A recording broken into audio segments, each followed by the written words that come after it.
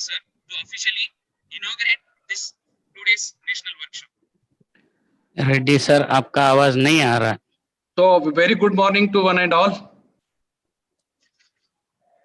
I am audible.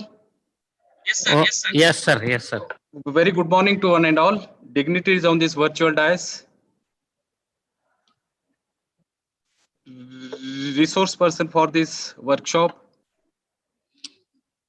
Participants, ladies and gentlemen.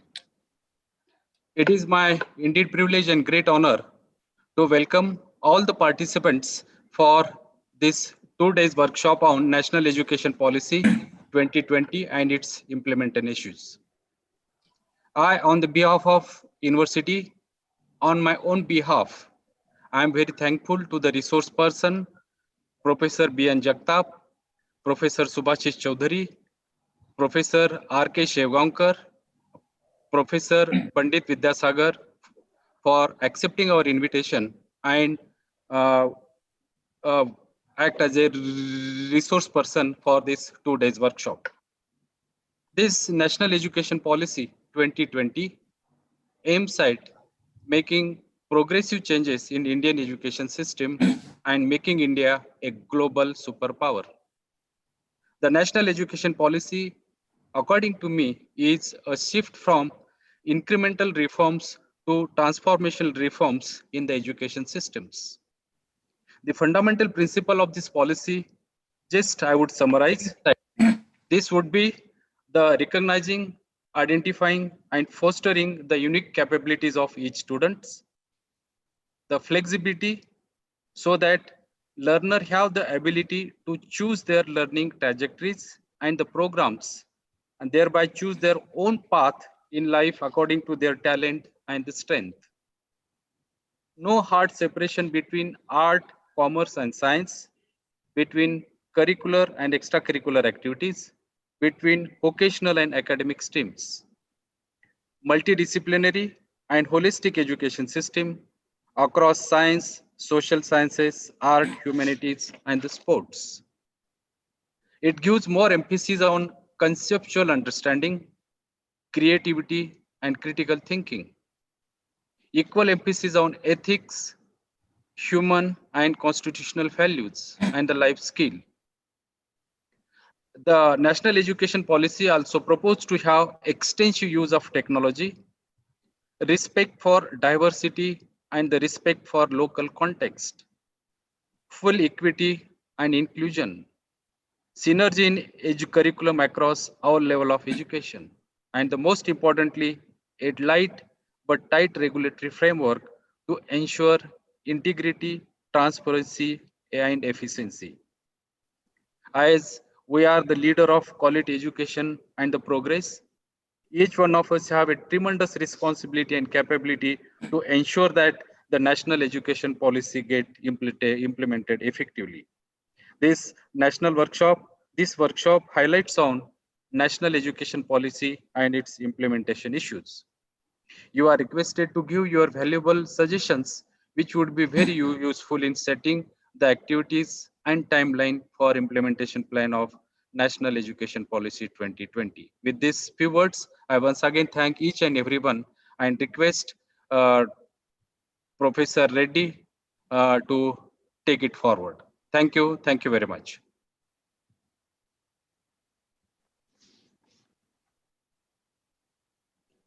Reddy आपका आवाज नहीं आता है. Hello. Hello. हाँ. Sir.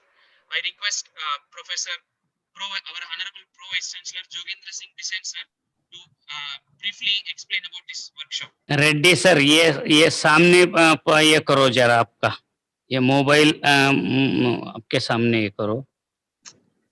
आवाज नहीं आ रही. Hello. Hello. हाँ अभी आ रही. अभी रेड्डी सर अभी इंट्रोड्यूस कर दो बीएन जगताप सर को, then he will take it further. Okay, thank you. So it's my great privilege to introduce Professor B.N. Jagtap sir. He is currently Senior Professor, Department of Physics, IIT Bombay. Earlier, he had a vast research and development experience of over 40 years. He joined Govt Research Center in 1977 as scientific officer.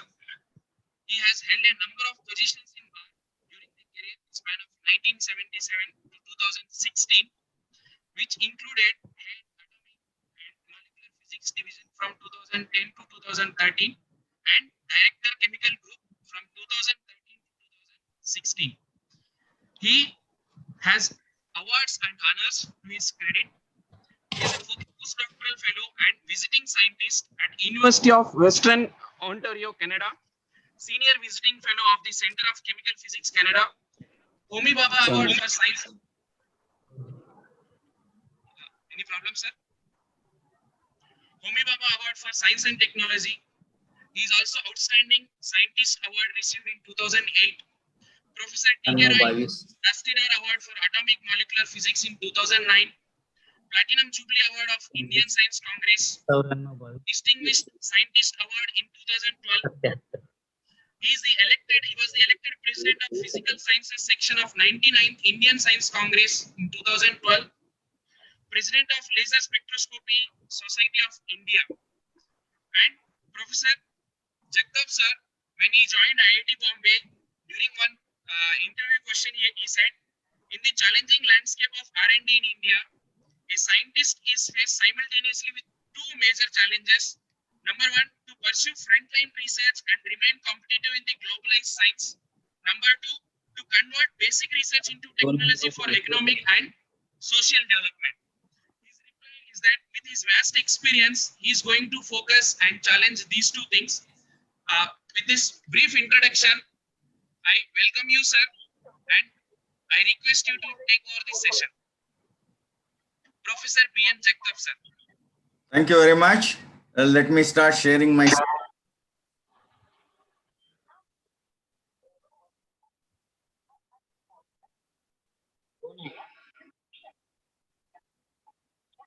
Can you see my screen now? Yes, sir. Yes, sir. Yeah. Honorable Vice Chancellor and faculty of Swami Ramatirtha Nanded University. It's indeed a privilege and it's a pleasure to be here.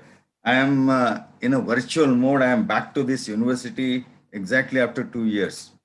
In 2018, October, I visited your university to deliver a talk in research enhancement and quality improvement program. So many of you might have seen me there. And also during 2017 and 18, I interacted with many of you in relation to the preparation of the perspective plan of your university. Today I'm not going to give a presentation on the national education policy per se, but the topic I have taken is how best can you people position yourself so that you can gain maximum in this particular exercise. Let me also add few concerns here. Most of the time, we educated people don't read. When the first policy document, which was 400 plus document, was released last year, very few people read that document. And in fact, the kind of suggestions went to the government of India were not very critical comments from the academic fraternity. Again, we today have a situation where people have not gone through the nitty-gritties of the provisions of the policy and how best we can utilize it for the university. In fact, much of our knowledge is based on what comes from the newspapers. I'll tell you, when this policy was approved by the cabinet, there were headlines in the newspapers that the board examinations have become redundant, the students will have no tension, 10th and 12th board exams are their effect is not going to be there. So once these headlines came in, some reporters contacted me and said, sir, is it like this? I said, look, I am a physicist. I believe in law of conservation.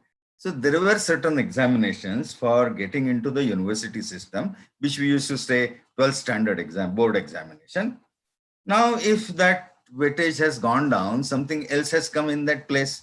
And that something else is through the National Testing Agency. So the students' tensions have not gone down. In fact, they have increased.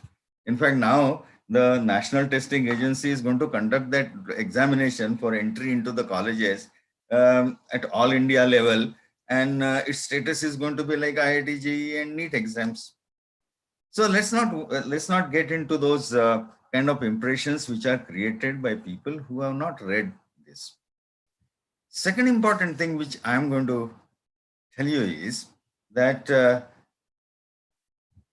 we have been working, I mean, your university and I worked for 1 year on preparation of a perspective plan. And many of those issues which we discussed and projected for the university are going to be useful in filling this document. So we'll see as we go along. Now, this is just a brief introduction. Well, there have been several education policies and several committee reports in the pre-independence time. The first one, which came as the English Education Act 1835, everything is blamed on this act. And this is the act which created the culture of producing clerks in this country, all that we know. The Woods Dispatch 1854, which paved the way for universities, and the Indian University Act 1857. Then the first commission, Education Commission, was Hunter Commission 1882. And many of you may remember that Mahatma Jyotiba Phule had a presentation in front of this Hunter Commission. Then Lord Curzon's education policy came in 1901. First time somebody talked about rote learning and how prevailing is that rote learning in an education system. And since 1901, we have been always talking about the rote learning in the Indian education system, and we have never gotten rid of it. The Indian University Act was 1904. Then Zakir Hussain Committee report came in 1938. And post-independence, you can see so many committees and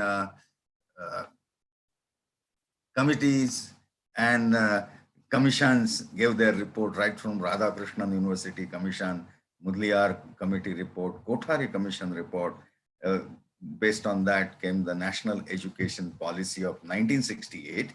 And then there was another National Education Policy in 1986. It was tweaked a little bit to the Dr. Janardhan Reddy Committee report. And then in 2000, the Planning Commission gave a Vision 2020 for education, and this was released in 2002. The National Knowledge Commission was formed in 2005. They also gave certain recommendation. Dr. Yashwal Committee also gave some recommendation. Right to Education Act came in 2009. And now today, we are at the level of talking about the implementation of the National Education Policy 2020. Now, this policy, as Honorable Vice Chancellor said, is very different from earlier policies. And I will stick only to the higher education sector. What it envisages is that India to become a superpower, knowledge superpower, and the aim is to have an education system by 2024 that is second to none. So we want to have the supreme position in the world. India to be a global study destination, providing premier education at affordable cost, and Indian universities to be on the top in the world ranking. A comprehensive approach to transforming quality and quantity of research. Equitable access to high quality education for all learners, regardless of social and economic background. And to do all this, what the policy proposes is to end the fragmentation of the higher education system by transforming higher education institute, this abbreviation I will be using often, HEIs, higher education institutes, into multidisciplinary universities. So all that thing which we talk about, that we want to become great in education, we want to become great in science, research, and all kinds of things. So far, it could not be done because our higher education system was fragmented. So let's end that fragmentation. Now, what is this fragmentation? And that is what the university communities need to know very clearly. And then only we can plan our ways forward. Now, let me talk about the Indian education system as it exists today. The Indian education system primarily is the state universities, and these are affiliating systems, and they have their colleges. In many instances, the colleges could be running a course for 1 degree, just does not matter. But these are the affiliating universities with their colleges, and these are non-agricultural, agricultural, medical, technological, legal, and whatever that we have. Primarily, these are the non-agricultural universities which form the backbone of education in India. And this universities have been affiliating right from the 1854, the Woods Dispatch. The reason for that was very simple. We adopted a British model and the 4 universities which were established, the Calcutta, Chennai, and Madras and Mumbai, they were modeled on the London University, and they had the affiliating system. And second reason was the Ferguson College, which was the first college, was established before the establishment of Mumbai University. So you had a colleges before the university, and the universities formed, and you had the affiliation system. Mind you, anybody may criticize the affiliating system, but let's agree on one point, that affiliating system of universities has helped us to improve our gross enrollment ratio. The affiliating system also provides an opportunity for interior regions to have a college and give education to those geographies. And this is possible only through the affiliating system. So therefore, the affiliating system, whatever we talk about and we say that in India's gross enrollment ratio is 26 or 28, and Maharashtra's gross enrollment ratio is 33, 34, all this is thanks to the state universities. And they are the major contributors to this. They have their own dynamism and dynamics. This is, there are also central universities, the private universities, and I have in the bracket written as unitary systems, and they are not affiliating systems. We have the central institutes like IITs, NITs, IISCs, IIMs, IIITs. These are also in a way unitary because they are standalone systems, and they don't have any affiliating colleges. And there are also some virtual universities deemed to be universities like Homi Bhabha National Institutes. TIFR is a deemed university. They are for specific reasons of science and technology. And this is the way the whole administration, whole organization of higher education has been happening in the country. Now, this is what is called as a fragmented structure for higher education. Now, you can compare this with the American system. In America, most of you know that there are colleges, there are universities, and those universities are based in a town, and those universities are unitary universities, and they have got all kinds of education under one roof, right from agriculture, medical, legal, to arts, to science, technology, everything that you want to learn is under one roof. And that's why there are huge university townships that you have in America. And second layer in America are independent degree awarding colleges. So these are 2 levels in which the higher education is promoted in the United States. Whereas in our thing, we have affiliating systems, and we have unitary systems, and we have specialized systems for delivering higher education. What this policy proposes is, first thing is the state universities. These are 800 universities, 40,000 colleges, affiliated colleges. This will be consolidated into 15,000 large and well-resourced, vibrant, multidisciplinary unitary institutes.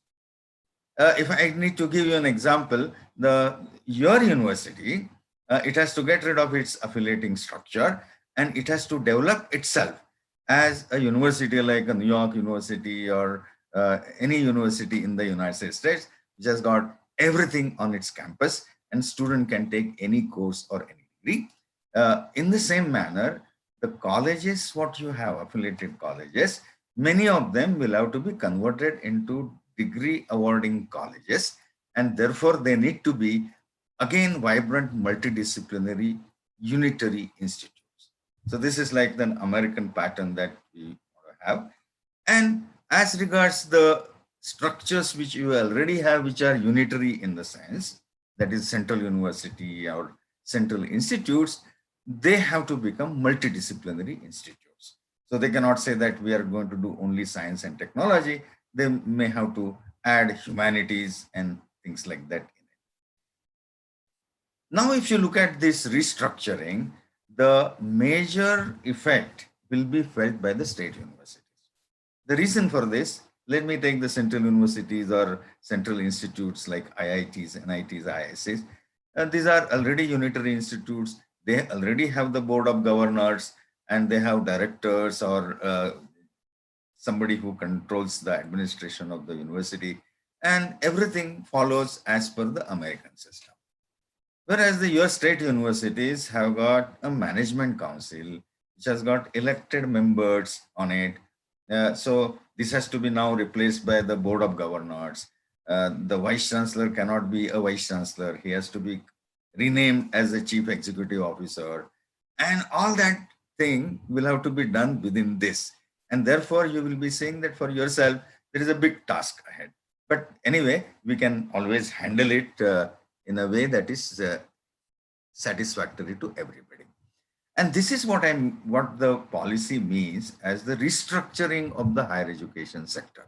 So instead of a fragmented pattern, you can have now integration, and integration in such a way that you have multidisciplinary unitary institutes operating. Now, what is that restructuring is? All higher education institutes to become multidisciplinary institutions with the teaching programs across disciplines and fields. We will define what is multidisciplinary institutions as per the policy document. And also it says that all higher education institutes to be consolidated into three types of institutes. One is the research universities, where you have the world-class research and high-quality teaching. Second are the teaching universities, where primarily it is the high-quality teaching and there is significant amount of research. And autonomous degree granting colleges, this is where no research, however, high-quality undergraduate teaching will take place. So this is the way all the institutions, the universities, as well as the colleges will have to position themselves within these parameters.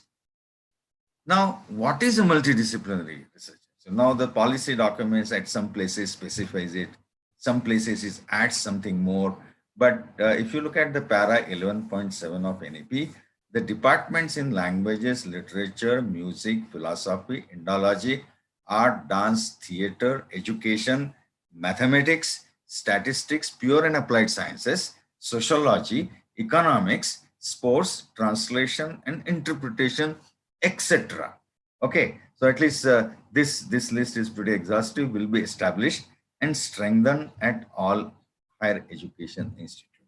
So now you take your university and say that, well, we are going to have our university as a unitary university and convert all colleges into independent degree awarding higher education institutes. Then those colleges should have these departments. So this is what we call as the multidisciplinary institute. And this definition at times is expanded to include more issues, as we will see. Now, this is one. Professional education is now made an integral part of the higher education system. So you can integrate the professional and educational, vocational education. Now there is interesting issues which follow as follows. All institutions offering either professional or general education must organically evolve into institutions offering both by 2030. So we have 10 more years. So we cannot say that these are professional degrees or these are general degrees. We need to put them together. Now, Who are they? Which are these higher education institutes which can give degrees? That is degree awarding colleges. These are only the accredited higher education institutes. Only those can do that. Affiliation to stop after 2020. So few months more, you cannot go in for affiliation. Affiliation has to stop. And by 2032, so the next 12 years, affiliated colleges will have to become degree awarding higher education institute or merge with the university. So you cannot have a college which does not satisfy the accreditation status, does not qualify itself to be called as a multidisciplinary college institute. Such a college then has only one way out. Either it closes forever or it merges with the university. But this will have certain consequences which we will see little later. So this is the provision which is given. So after 2032, the whole higher education sector will have unitary universities and unitary degree awarding colleges. No affiliation, nothing. Okay. So this is the way the higher education, this is exactly like the system the United States has. Okay. So, and there is a ambitious number which is given that by 2035, the gross enrollment ratio for higher education will be at least 50%. So we take 50% as a base figure for this. Now, let me stop here. Other issues we'll take it little later. Now, task in front of your universities. Now, let me have my views on this, and you may agree, you may disagree, but then we can always discuss at some point of time. The important issue is that the affiliating system has to be dismantled. That is now as per the new education policy. Now, who dismantles it? The entire responsibility of dismantling has been put on the universities. So this is the most important thing that you need to worry about, that it is not the government which is going to dismantle. It is the affiliating system itself has to destroy the affiliating system. I mean, dismantle, I should not say destroy. Now, how? So this is what says the para 10.12. As per that para, university needs to mentor colleges to achieve accreditation benchmarks. Once they achieve those accreditation benchmarks, they can be given autonomy. And once they become autonomous, then we can think that they can become independent higher education institutes with the multidisciplinary character. So this is stepwise process that one has to follow. So first instance, the university has to mentor colleges to achieve the accreditation benchmarks. Now, since I was working with you people on the development of the perspective plan, I have some data with me of your university. So I'll just flash it. I mean, this is just to be taken as a benchmark data. As per the data I have, the total number of colleges in your university is 325. The NAC accredited colleges are 76 and NAC A grade colleges are 11. And the university has projected that by 2024, you will have 110 NAC accredited colleges and NAC A grade colleges will be 20. Now, suppose if you take this base data, then where do we stand? Now, only A grade colleges can be given autonomy. And once they have been given autonomy, this is what is always talked in the policy, the graded autonomy, the forms, the annexure 1 that you need to fill is that graded autonomy. How are you going to give it? How many colleges are you going to give and all that? Now, once the autonomy is given, then you can think of, then partly your responsibility is over. The college itself has to think how to convert itself into the multidisciplinary higher education institute by increasing the departments, or it can also do it by clustering. Suppose there is an engineering college and which is autonomous. As per the policy, you require humanity courses to call it as a higher education institute degree awarding. Well, it can tie up with some college which is to too good in giving education in art subjects, and they can cluster in a manner and pose themselves as one institute. This is possible. So either they have to increase their departments, or they can do it by clustering. So that becomes their responsibility. But first thing is, as per the para 10.12, you need to mentor the colleges to achieve accreditation benchmarks. And now this data which I have shown you, this data is really not satisfactory. The reason I'll tell you is like this. Suppose even if by 2024 you have got 20 A grade colleges, then you can have only 20 colleges, independent degree awarding colleges. What happens to rest 300 colleges? And I'll show you what scenario can emerge from that. Other important thing is how by 2030 or 32, next 12 years, how many of them you can really convert into A grade?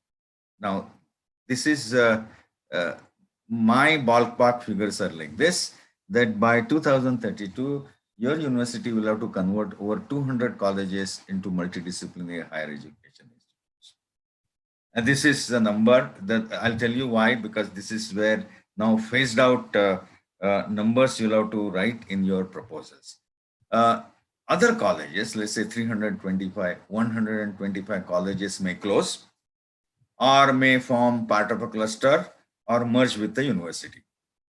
So you can really think that in your university jurisdiction, you can have your university as the main place of learning and 200 colleges distributed across the geographies. Now, I have written here, merging with university is an extremely difficult proposition. Although the policy talks about it, in practice, you will have difficulties. So you should not go for it. The reason is in Maharashtra, most of the educational institutions, colleges, they are by the efforts of some trust or some people who are interested in education, and they're in a sense in the private domain. Now, suppose if I have a college means my trust, we have a college, and it does not pass that bill to become an independent higher education institute. And if somebody tells me that you merge with the university, by merging, I'll have to transfer the land to you. And that nobody will be ready to do that. See, and this is where, whether I am good or bad, I have the right to possess property. So you cannot say that I will confiscate it, nothing like that. It's going to get into litigations. And therefore, that option, as far as possible, we should not be encashing onto it. So the best way forward is 200 colleges to be made into multidisciplinary higher education institutes. Others should become part of that clusters. Some may close, and the merging we should reduce as much as possible. Now, while doing this, you'll have to ensure that there is one large multidisciplinary higher education institute in every district. So others are going to be small. So it is like saying every district, so like Nanded, there will be SRTM. Likewise, in other districts, what are those entities which are large multidisciplinary higher education institute in every district? To my mind, you can achieve this through your sub-centers, but then you'll have to articulate it in a manner that the Parvani, Latur and your model college at Hingoli, you will have to design in such a way that they can be positioned as a large multidisciplinary higher education institute in those districts. So that will satisfy the bill. And now there is a para 10.8, which talks about the capacity creation. That is increasing the number of seats in those 200 higher education institutes. The reason is there will be loss of seats because of the closed colleges. And the para 10.8 prompts you to write that number, that in view of this, how are you going to handle now the seats in those 200 colleges so that your problem is sorted out, the number of seats gets sorted out. So this is the exercise that one needs to do, and what is required, and this is what is exactly asked in that format: mapping of colleges, a concrete plan, accreditation and granting graded autonomy to college. So you'll have to give the phased out numbers, this year, this many, this year, this many, by 2032, I should have something like 200, 250, whatever it is. And then goes the next scheme, that how do you convert these autonomous colleges into multidisciplinary higher education institutes, including all these incubation centers and all that that will be required there. So that is the plan that one should follow. And then you can always add that open and distance learning in this. But I have some issues with the open and distant learning. See, after this corona pandemic, we were very enthusiastic. I mean, all the teachers and universities and even the schools were enthusiastic about online education, without even thinking whether we have the sufficient infrastructure or not. Forget about the sufficient infrastructure. We never bothered as teachers, never bothered about the education psychology of an isolated learner. And that it becomes very important in a distance learning. I mean, I have been giving lots of lectures on this to the teachers. Look, when I have got 50 students in front of me, the way I teach is different. Whereas I don't have 50 students, they are online, it's different. The reason is that student who is sitting in his house has no motivation. See, in the class when he is, other people raise hands and therefore he also feels I should raise hand. He also looks at other students and says, ये teacher पढ़ा रहा है, उनको समझ में नहीं आ रहा है या मेरे को ही समझ में नहीं आ रहा है. He questions. And if he is satisfied that, oh, nobody is understanding it, and therefore he says, okay, I'm fine with it. When he's isolated, he doesn't know whether everybody is not understanding or he's not only understanding. He starts calling himself stupid. This is what is the psychology of an isolated learner. Design your open and distance learning courses for isolated learners. And that is, if you do, you will be the #1 university in distant education in the country. Now, it also talks about the innovative curricula for your university. And look at the way it talks about the credit-based courses, projects in the area of community engagement, services, environmental education, the students to be provided opportunities for internship with the local industry, business, etc. As research internship, para 11.8. Higher education institutes will focus on research and innovation by setting up startup incubation center, research in humanities and social sciences. And finally also says 10.13 para, the overall higher education sector will aim to be an integrated higher education system, including professional and vocational courses, education. Now, I don't need to spend time on this because we had an extensive discussion with the university when we were preparing the perspective plan for your university in 2009 or 2019 and 24. Just open your perspective plan template which you have filled and you'll find answers to all that.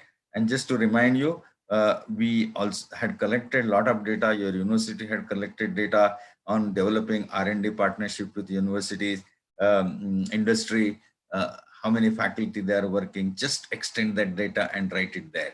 Engagement with the regional economic development. This also we did in 2 parts. What is that university will do with those social programs? And that's the connectivity that this policy expects you. Then what are going to be your knowledge inputs to the socio-economic development in your region? And that is also what we had collected: MSMEs, self-help groups, tourism, hospitality, what you can do for that. And finally, in the development of skills and entrepreneurship, we are also listed the skill development and mandatory internship and in-plant training for every course. So all that data exists with you. Lot of deliberation had happened. So this same data with little bit modification you can provide. And also at the time, we had collected the data on the technology dissemination, incubation, innovation centers in the university departments and in the colleges, leading colleges.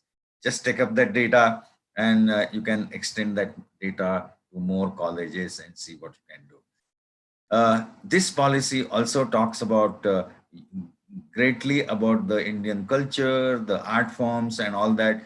And we had collected all that data, making the university a cultural powerhouse in the region. And the data that you collected was details of the courses offered in liberal, fine performing arts, tourism, and hospitality. And also there were details of the centers to be set up for preservation, study, appreciation of local art, culture, art form. And I believe your university had proposed a center for Hyderabad struggle at your university. It's a great idea. Uh, and this is the way you can promote history research in your university. There are plenty other ideas you can do. This is something which I have been always talking to the universities. When we were talking with your representatives 2 years ago, the normal idea that we always get is that in the Nanded region and this region, there is not much industry, and therefore we have difficulty in promoting the industry and academia partnership. Remember, this policy puts a big stress on agriculture and agro-industry. Read the para 20.3. Agriculture education with allied disciplines will be revived. The objective is to increase agricultural productivity through better skilled graduates and technicians, innovative research, and market-based extension linked to the technologies and practices.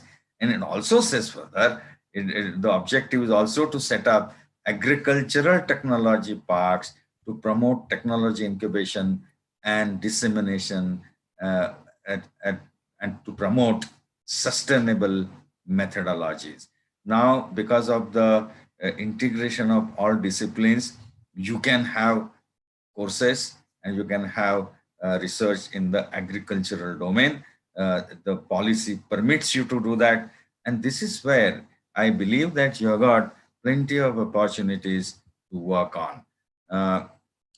This is another important thing this policy talks about, integrating skills in the higher education system. And I have been always putting my caustic remarks on this particular thing, that our education system does a great job of getting students prepared for more school, more education. So the student enters primary school, what do? We train him for secondary school. Then aim of secondary school is to prepare a college student for college. And aim of the college is to prepare the student for master's or a PhD degree. So we keep on doing only this, and we are not preparing students to go out and deal with the real life. And this is where the skill element is totally absent in our education system, whether it is secondary, primary, or which is higher education. And this is the kind of situation we have faced for the last 150 years, mind you, and this is the time to change it. Now, I'll just bring something. I mean, this is what is dear to my heart. This problem was recognized by Mahatma Jyotiba Phule in 1882. And what he told the Hunter Commission, I'll just read 2 paragraphs and that should be enough for us. The course of instruction in primary schools, he was talking about primary schools, okay, should consist of reading, writing, and accounts, and knowledge of general history, general geography, and grammar. Also, an elementary knowledge of agriculture and few lessons on moral duties and sanitation. In connection with the lessons in agriculture, a small model farm where practical instruction can be given could be a decided advantage, and if really efficiently managed, could be productive of the greatest good to the country. The textbook in use require revision. Lessons on technical education and morality, sanitation and agriculture, and some useful arts, the skills, should be interspersed amongst them in progressive series. So he was the first fellow to say that all that education which tells us about reading and writing is not enough. We need to live in the real life, and for to face the real life, we require skill. And that time, the only skill that was predominant was agriculture. So he said, give that skill or any other skill which is of advantage. And finally, he says, and this is where he understood the problem which we have not understood for last 150 years. I think teachers for primary school should be trained in skills Who will not feel ashamed to hold the handle of a plow or the carpenter's adze when required? What he anticipated is that the teachers should pass on these skills to the students. You cannot engage any other agency. So today we are talking in terms of sector skills councils to give training to our students. Well, it's not going to work. And therefore, integrating skill development, you got to use the train the trainer model, in which train the teachers to acquire a new skill which they can pass on to the students. And that's the only way you can handle it. And that is what should go into the teachers' empowerment. Now, you also have to look at the research outlook for your university. Where do you want to position yourself? Well, the research universities, world-class research, high-quality teaching. Well, this is where I think only 25 to 30 institutes in the country will qualify for it. So best place for us is to organize ourselves as a teaching university with a primary focus on teaching, with a significant focus on research, and all our affiliated colleges will convert them, at least 200 of them, into autonomous degree granting colleges. So that's the structure that you can really have a look at it. Now, to do this, what sort of a research problems? We'll come to that little later. Now, let me address something which is important at this context. Let me talk about the gross enrollment ratios. And I have here, during my interaction with your university 2 years ago, I prepared these tables. In the different districts, how this gross enrollment ratio varies. And the red patches, you can see this real danger zones. There, the gross enrollment ratio is pretty bad. Particularly, you can take, for example, a Hingoli, which has got in all categories, SC, STs, and overall, the gross enrollment ratio is in single digits. Now, what are the learning we? Now, if the national education policy says that we need to have the gross enrollment ratio 50, and they're not specifying 50 as for overall or SC or ST, they say 50. That means it is for everybody. Let's take that. They do not distinguish between GR for SCs, STs, and general population. Okay. Now, in this case, presently, let's say we have about 25, 20, 23. So you need to double it by 2032, only 12 years.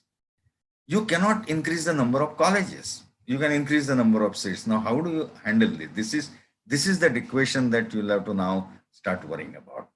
Now, there is a wide disparity in gross enrollment ratio of male, female, SCs and STs in this university region. Again, understand that it had been a backward region. So you can see here, the women GER is always less than the male GER in any category that you take. And SC, STs are not that well placed. There is a significant urban-rural divide that exists. You can see the Nanded GER and Latur Hingoli GER, very, very dramatic differences. And Hingoli has one of the lowest GR in Maharashtra. So this is what is the picture.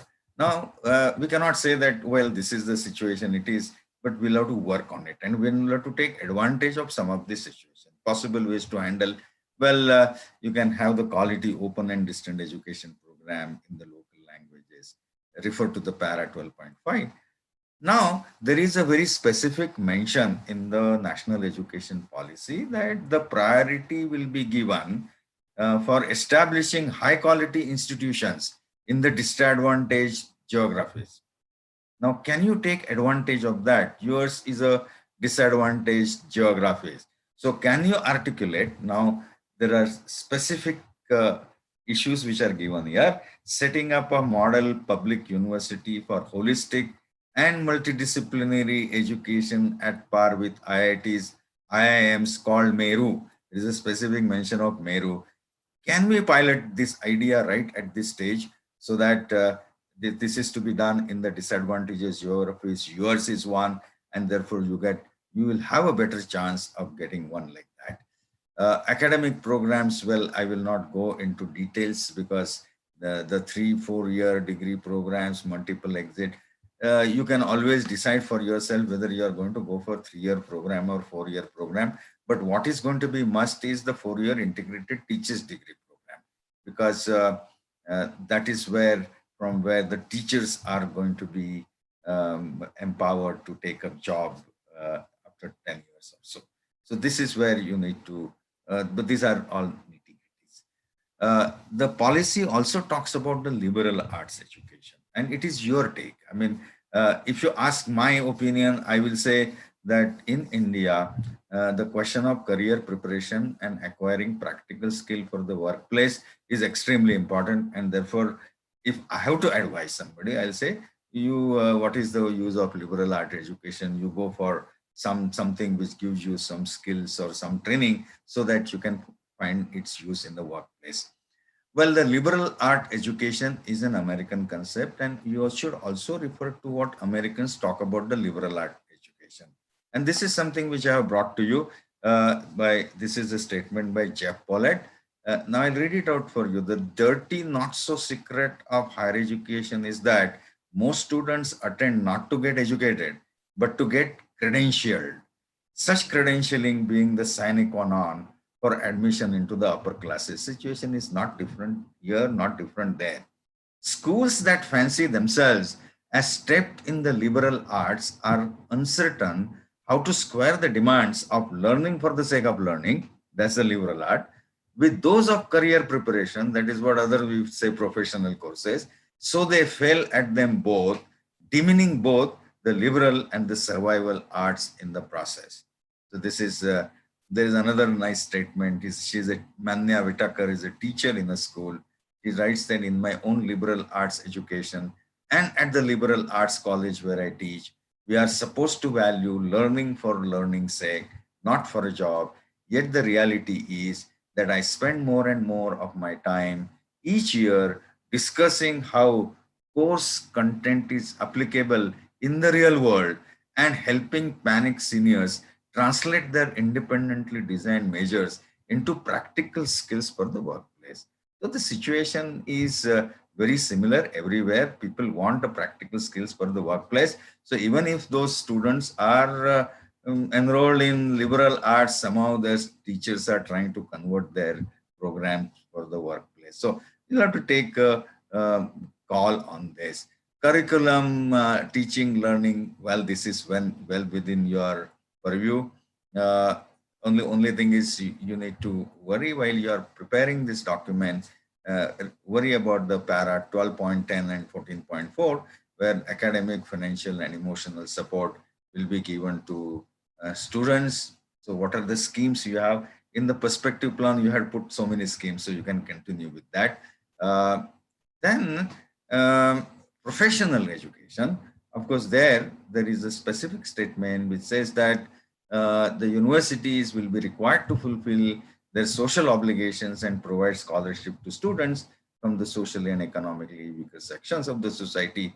Up to 50% of students qualifying for admission must receive some degree of scholarship, and a minimum 20% must receive full scholarship. So these are the issues to be taken into account.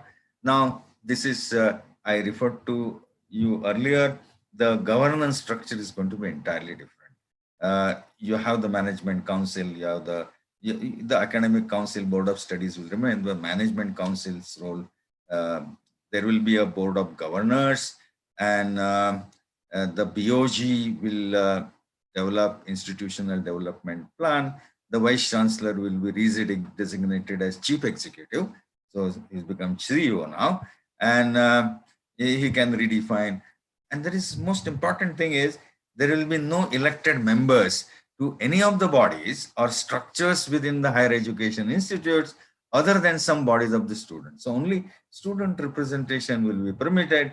You will not have the representation from other thing like the teachers representative or principals representative, which is norm in the management council. You won't have anything like this. So this is one has to go through this. Faculty development, extremely important, and I spoke about it. Good point about the policy is the adequate facility, and prevalent approach of ad hoc and contractual appointments will be stopped. At the same time, there is a carrot and stick. There is a tenure track system will be in place. So that is what let's not worry about the higher education governance and regulations. Only thing I brought this particular slide here is that the mission Nalanda and mission Takshashila, this will be established and this should be there by next year to catalyze new architecture, this restructuring. And you should keep track of their progress, because mission Nalanda will work out the financial modalities of the system. So you restructure, it will require the funds, and those fund requirements will be worked by the mission Nalanda, and mission Takshashila will be for academic restructuring of the undergraduate program of 3 and 4 year duration. So keep track of mission Nalanda and mission Takshashila. Let's not worry about all these issues. I'll come to the final few slides. An interesting thing is that there is a National Research Foundation. It's an autonomous body set up through an act of parliament, and it will have 4 major divisions: science, technology, social sciences, arts and humanities. And it will have an annual grant of 20,000 crores for the faculty, this higher education institutes to do research.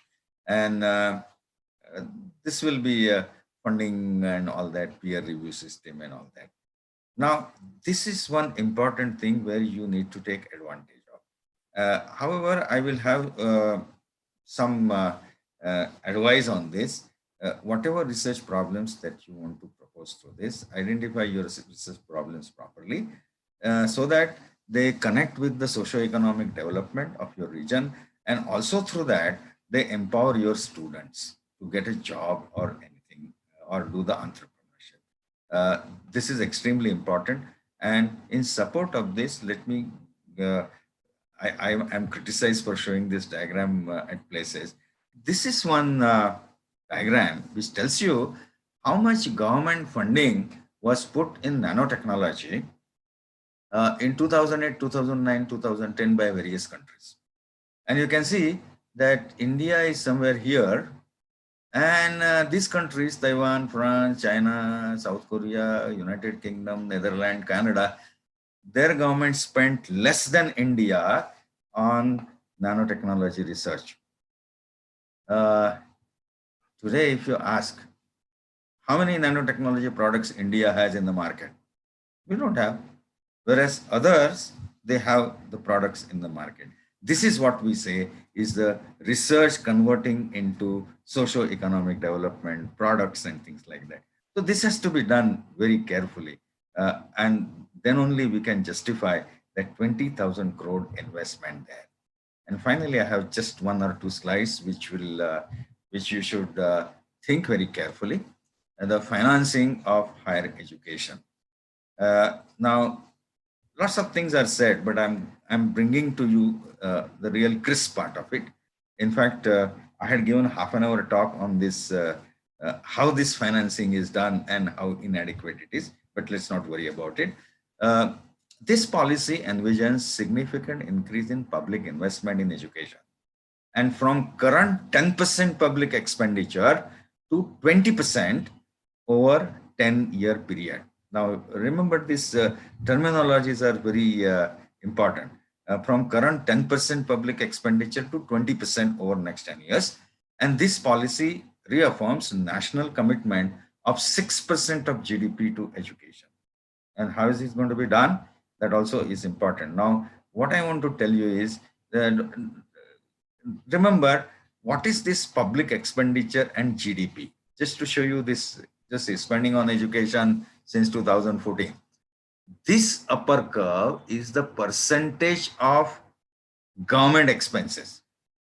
So in 2019-20, central government spent 3.4% of its expenditures.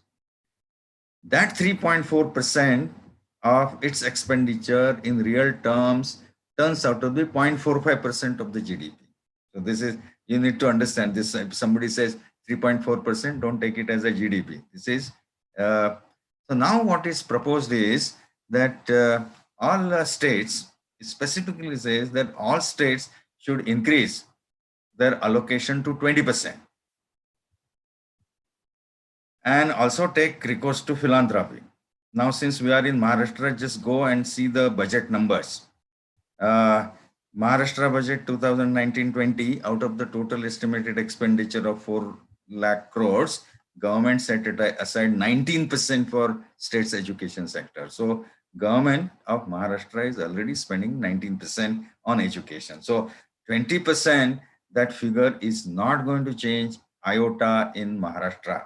So don't think that 6% will change you. This is to be done only through the states increasing their contribution to the education. And that is what Maharashtra is already doing. It is always 18, 19%. So 1% increasing is not going to change. And therefore, universities will have to tap the CSR funds in a big way. That is the only way we can say, or they can create the intellectual property and do that. Let me finish it by saying that I had a few slides, but there are two interesting slides. If you look at the timeline, it's a real fast-paced action plan that we have. In 2020, National Curricular Framework updated HEIs to be grouped in one of the three possibilities, statutory bodies to be dismantled, replaced by Board of Governors, no more affiliated colleges beyond 2020. Then in 2021, Mission Nalanda Takshashila will be in place. By 2020, all schools have electricity, computers, internet, and all that. Framework for evaluating teachers' performance, boards of assessment. By 2023, computer on each table of students. By 2024, 5 world-class liberal arts universities. 2024 to 29, regulatory system to evolve. 2025, 50% all learners to have vocational training. 2029, colleges to offer 4-degree teachers preparatory program. 2030, all schools will require 4-year liberal integrated courses for teachers. And then you have by 2032, only accredited higher education institutes will be able to grant degrees. By this time, affiliated colleges will have to merge with universities or become universities by themselves. 2035 GR will be 50. 2040, number of higher education institutes will decrease. That's what I'm saying, that from 325, you may expect something like 200, but clustering of students in them will increase. It's a fast-paced action plan put for you for next 12 years, and you need to start from today itself. With this, I close my presentation, and I can take any questions if you have. Thank you very much. Thank you, sir. There are 2 people have asked questions. Can I read it, Yeah. sir? Yeah. Yes, sir. So from one question is, will this policy take into considerations all kinds of boards like ICSC, CBSE and state board? Oh, no. See, today we are talking only about the higher education, right? And that's the concern for our universities. The school education has its own issues. I think let's not dilute it. I do talk on these issues, but let's not worry about the school education part. Okay? Anything pertaining to the higher education? Yes, let's discuss. And there is a second question. How the students will be assessed in their subject and skills? How the students will be assessed in their subject and skills? Yes, that is true. This is where see presently in the affiliating kind of a system, you cater to lakhs of students at a time, and therefore you have to go for a general way of conducting examinations. But if you think that you have only multidisciplinary institutes which are small, in that case, you can really pay individual attention. You can also test the theory as well as the experimental skills of the students in a very effective manner. So that's the idea. Other issue is that we will have to get away from the general examinations what we give. Even this issue has come up in the uh, corona pandemic. We want to conduct online examinations. And how do we conduct the online examination? Are we going to conduct the same way we used to conduct earlier? Well, if you do that, the students are going to copy. Then you will say that, oh, we have this proctoring devices, and those proctoring devices also have their problems. I have been going through all this. Now, can we not change the mode of examination? Instead of asking answers to a set questions, can we not test whether the student can think? Can he analytically, can he show some analytical skills in solving a problem? However, for lakhs of students, you cannot do it. A few students, you can certainly do it. In IITs, we do that. I mean, I have students. I will test them whether proctoring is there or not. It doesn't matter to me. I'll push out some question and say that, oh, if this question, if the student can solve, then he has understood the some question. So it's a concept-based thing, which can be done only in a designated institutes which have got small number of students. So this question can be sorted out once we see those multidisciplinary systems having not more than 1,000, 2,000 students, and that is the way one would start looking at this. So everything needs to undergo a change. Yes. So one Methodologies will have to question. go. Yeah. Shall I? One more question, sir. People have asked. Yeah. How can be it implemented successfully in rural India when there is a lack of basic infrastructure, internet facility, etc.? Professor Ram Naresh, HPTU Kanpur. Yeah. See, this is a good question, and let me tell you, you later organize a special seminar on that. I might speak on it, but I'll give you a simple example. And you will realize how we as Indians think. Okay, when this example is from the Corona pandemic, when the American schools were closed. They were they went through this online education, okay, and in Philadelphia and Washington, the director of school education said nothing doing. If every student cannot access online education, you cannot do online education in Philadelphia or in Washington. See the democracy. So the schools had to find out different ways of reaching the last student. So what they did, some students put Wi-Fi on the school buses and took it to the residential area. Some schools, they took some small computers and these distributed to the student. Some schools even printed question papers and exercises and reached to the students. Some schools went to the public television. Some schools went to the public radio. Okay, it's a state like United States, much richer, $20 trillion economy. They have no problems about it. Whereas in India, we will think, oh, we will do only online. We don't want to go to the radio. We don't want to do this. We don't want to send worksheets to the students. We don't want to do it. I mean, this is very weird, which way I was finding. And then at the end of the day, I mean, there is, everybody has been finding that this online teaching has not been effective at all. And to give you little statistics, during the pandemic, only 50% teachers did online teaching. Only 60% students, this is in higher education, 60% students could be covered. So 60% of 50% is 30%. And out of this, only about 20-30% students understood what was taught on online. So total effectiveness of online teaching was less than 10%. Now we are saying there is a huge learning gap in India. Less than 25% of our engineers are employable and less than 5% of our graduates are employable. That was when there was a face-to-face teaching. Now we brought this online teaching, which effectiveness is 10%. what is going to be the learning deficit? And this is what we all need to think about. We need to find out different ways of reaching to our students and doing it. Rural India, yes. The what are the ways? Are we thinking only? See, this is like saying that, oh, Americans do it, we'll do it. They use 5G. I don't have 5G, so therefore I'm not going to do it. These are the issues.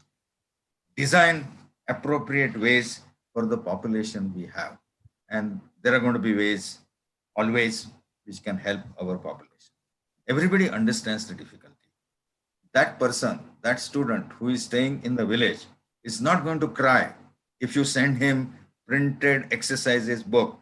He will say, this is all what my teachers can give and I'm going to use them. He's not going to expect that you provide him a computer. Try it out. In Mumbai, there are some schools, they started collecting mobiles from the people.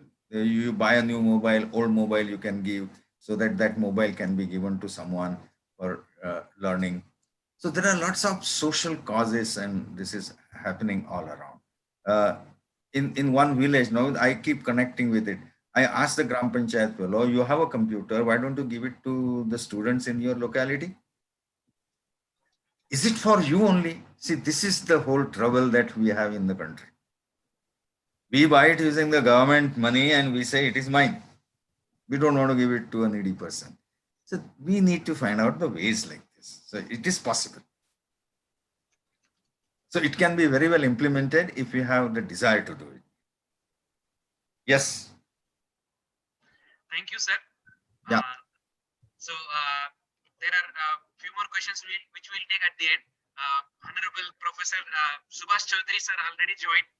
On behalf of Vice Chancellor sir and on behalf of Swami Ramanand Tirth Marathwada University, I welcome Professor Subhash Chaudhary sir. Thank you. Oh, yeah. So Professor Jagtap sir is also with us, sir. Thank you very much. Okay, so shall I go ahead? Sir, over 1 minute. Reddy, just Yes. introduce. Yes. So all the participants, it's my really honor, pride to introduce such a national figure, Professor Subhash Chaudhary, Director IIT Bombay and Chair Professor, Department of Electrical Engineering, Indian Institute of Technology, Bombay. He did his BTech from Indian Institute of Technology, Kharagpur, MSc in Electrical Engineering from University of Calgary, Canada, and PhD from University of California. His research interests include multimedia, computer vision, image processing, pattern recognition, and many more. He has more than 250 publications in computer tools to his credit. Then he is one of the fellow who have all three major Indian science academies: National Academy of Science, Indian Academy of Science, Indian National Academy of Science. He is also a fellow of Institute of Electrical and Electronics Engineers and the Indian National Academy of Engineering. Three major research fellowships to his credit: Swarna Jayanti Fellowship by DST, Alexander von Humboldt Fellowship, and J.C. Bose National Fellowship by SEB. He has enormous awards to his credit.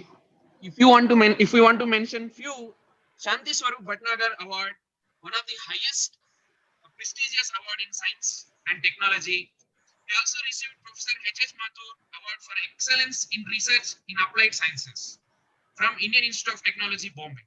He also received G.D. Birla Award for Scientific Research from K.K. Birla Foundation. And he also received Nasi Reliance Industries Platinum Jubilee Award for Application-Oriented Innovation in 2011 from the National Academy of Sciences, India. He has various patents to his credit and is a visiting professor at several foreign institutes. As I said, it is very, very limited. With this small, brief introduction, I request Professor Chaudhary sir to take over this session. Please, sir. Thank you, Professor Reddy, Professor Bhosle, Professor Jagtap, and other distinguished colleague and the listeners all over in the virtual world. So thank you very much for inviting me for this particular program that you are hosting with a lot of people talking on the national education policy of 2020. And it's my pleasure that I am here with you to share some of my thoughts. But before I do that, I must also tell you that I was listening towards the last, part of Professor Jagtap's talk, and it was really wonderful that as he very, very meticulously, he has given the different aspects, what are difficulties, what are the good things, all these things in a very, very nice formatted way. So thank you, Professor Jagtap. I learned quite a lot from your presentation. And so for me, when I start, so I'm not going to use any presentation material, but I would like to start, when you talk about national education policy, many of even like our students, some of the outsiders and teachers, sometimes they ask, what is this policy? Why do we need a policy and things like this? Okay, so this, suddenly you see that, 2020 is there, for many of you, particularly those who are very young, you may suddenly see, particularly if you're a student here, you would feel that why do I need this, and what are the relevance to the way we are learning and things like this. So for you, at the same time, I would say that if you look at the National Education Policy document, okay, you would see that there are references to the, the so-called the Taxila, Nalanda experiments and others. Now, so that was so long ago in Taxila or even Nalanda, let's say, it's around 1200 years. So what's the relevance today? Okay. So let me go back from a little bit back in the history. Okay. So the way in India was always, one of the very enlightened place for knowledge and other activities where, a lot of things happened in earlier times in terms of developing knowledge. And usually, of course, it was done in a Gurukul, but normally when you do it at a Gurukul, no matter how great the Guru could be, like, somebody of the stature of Ashtavakra or somebody, but it is a single, today's term, it's like a single portfolio that you are trying to manage. So now what happened is that earlier days also, after finishing your student, some student from one guru, then they were required to be sent to another guru because you wanted to get additional knowledge or additional perspective in your life. And this was true even one of the great person, like, for example, if you look at, Uddalak's son, when you went, that, they were asked, came back and say, oh, your knowledge is not complete, you must learn something. So what it required at that point is that you need multiple people to learn from. And that was the origin of the various forms of the university that you see, because this is one place where the large number of people with their individual specializations, they come in.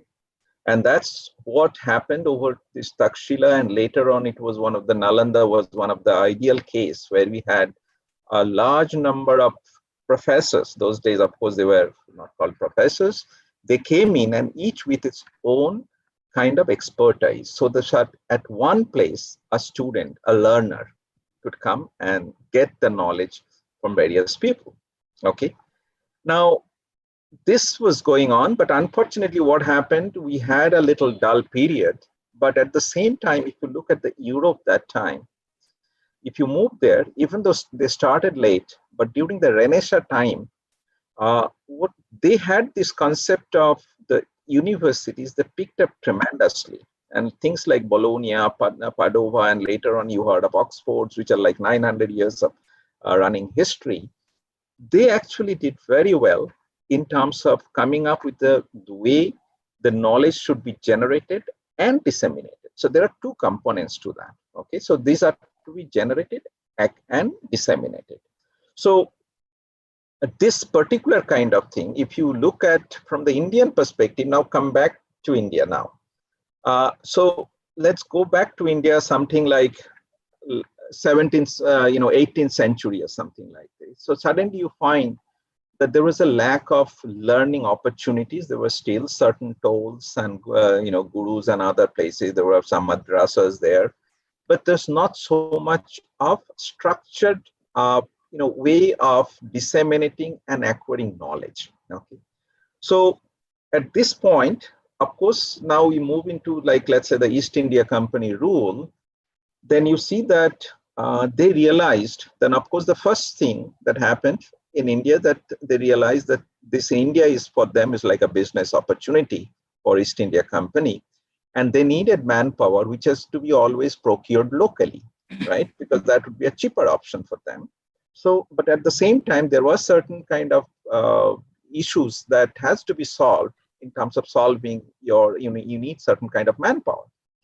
And before that, they started with I think around 1813, there was an act by Charles Grant and Wilberforce, which brought in some idea that there should be some kind of, the Western education should be brought in India.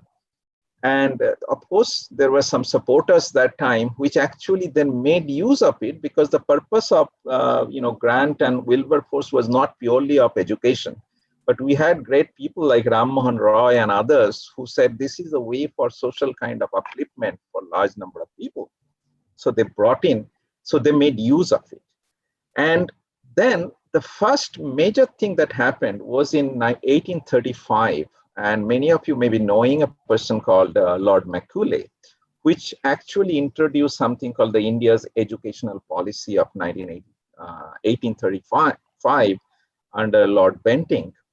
And this, you have to realize the person was very knowledgeable, but he was absolutely apathetic, I would say, in terms of understanding the Indian knowledge system. So even though made some disparaging comments about the quality of the knowledge that has been acquired over the time, but they said that, made a comment like whatever the knowledge that India has acquired over so many centuries can be stored in like a half a shelf in any British library. So now that was very demeaning. But what he did, he brought in the concept that there has to be education. Of course, those are meant for getting people to solve the mundane accounting and other kind of problems for the British system.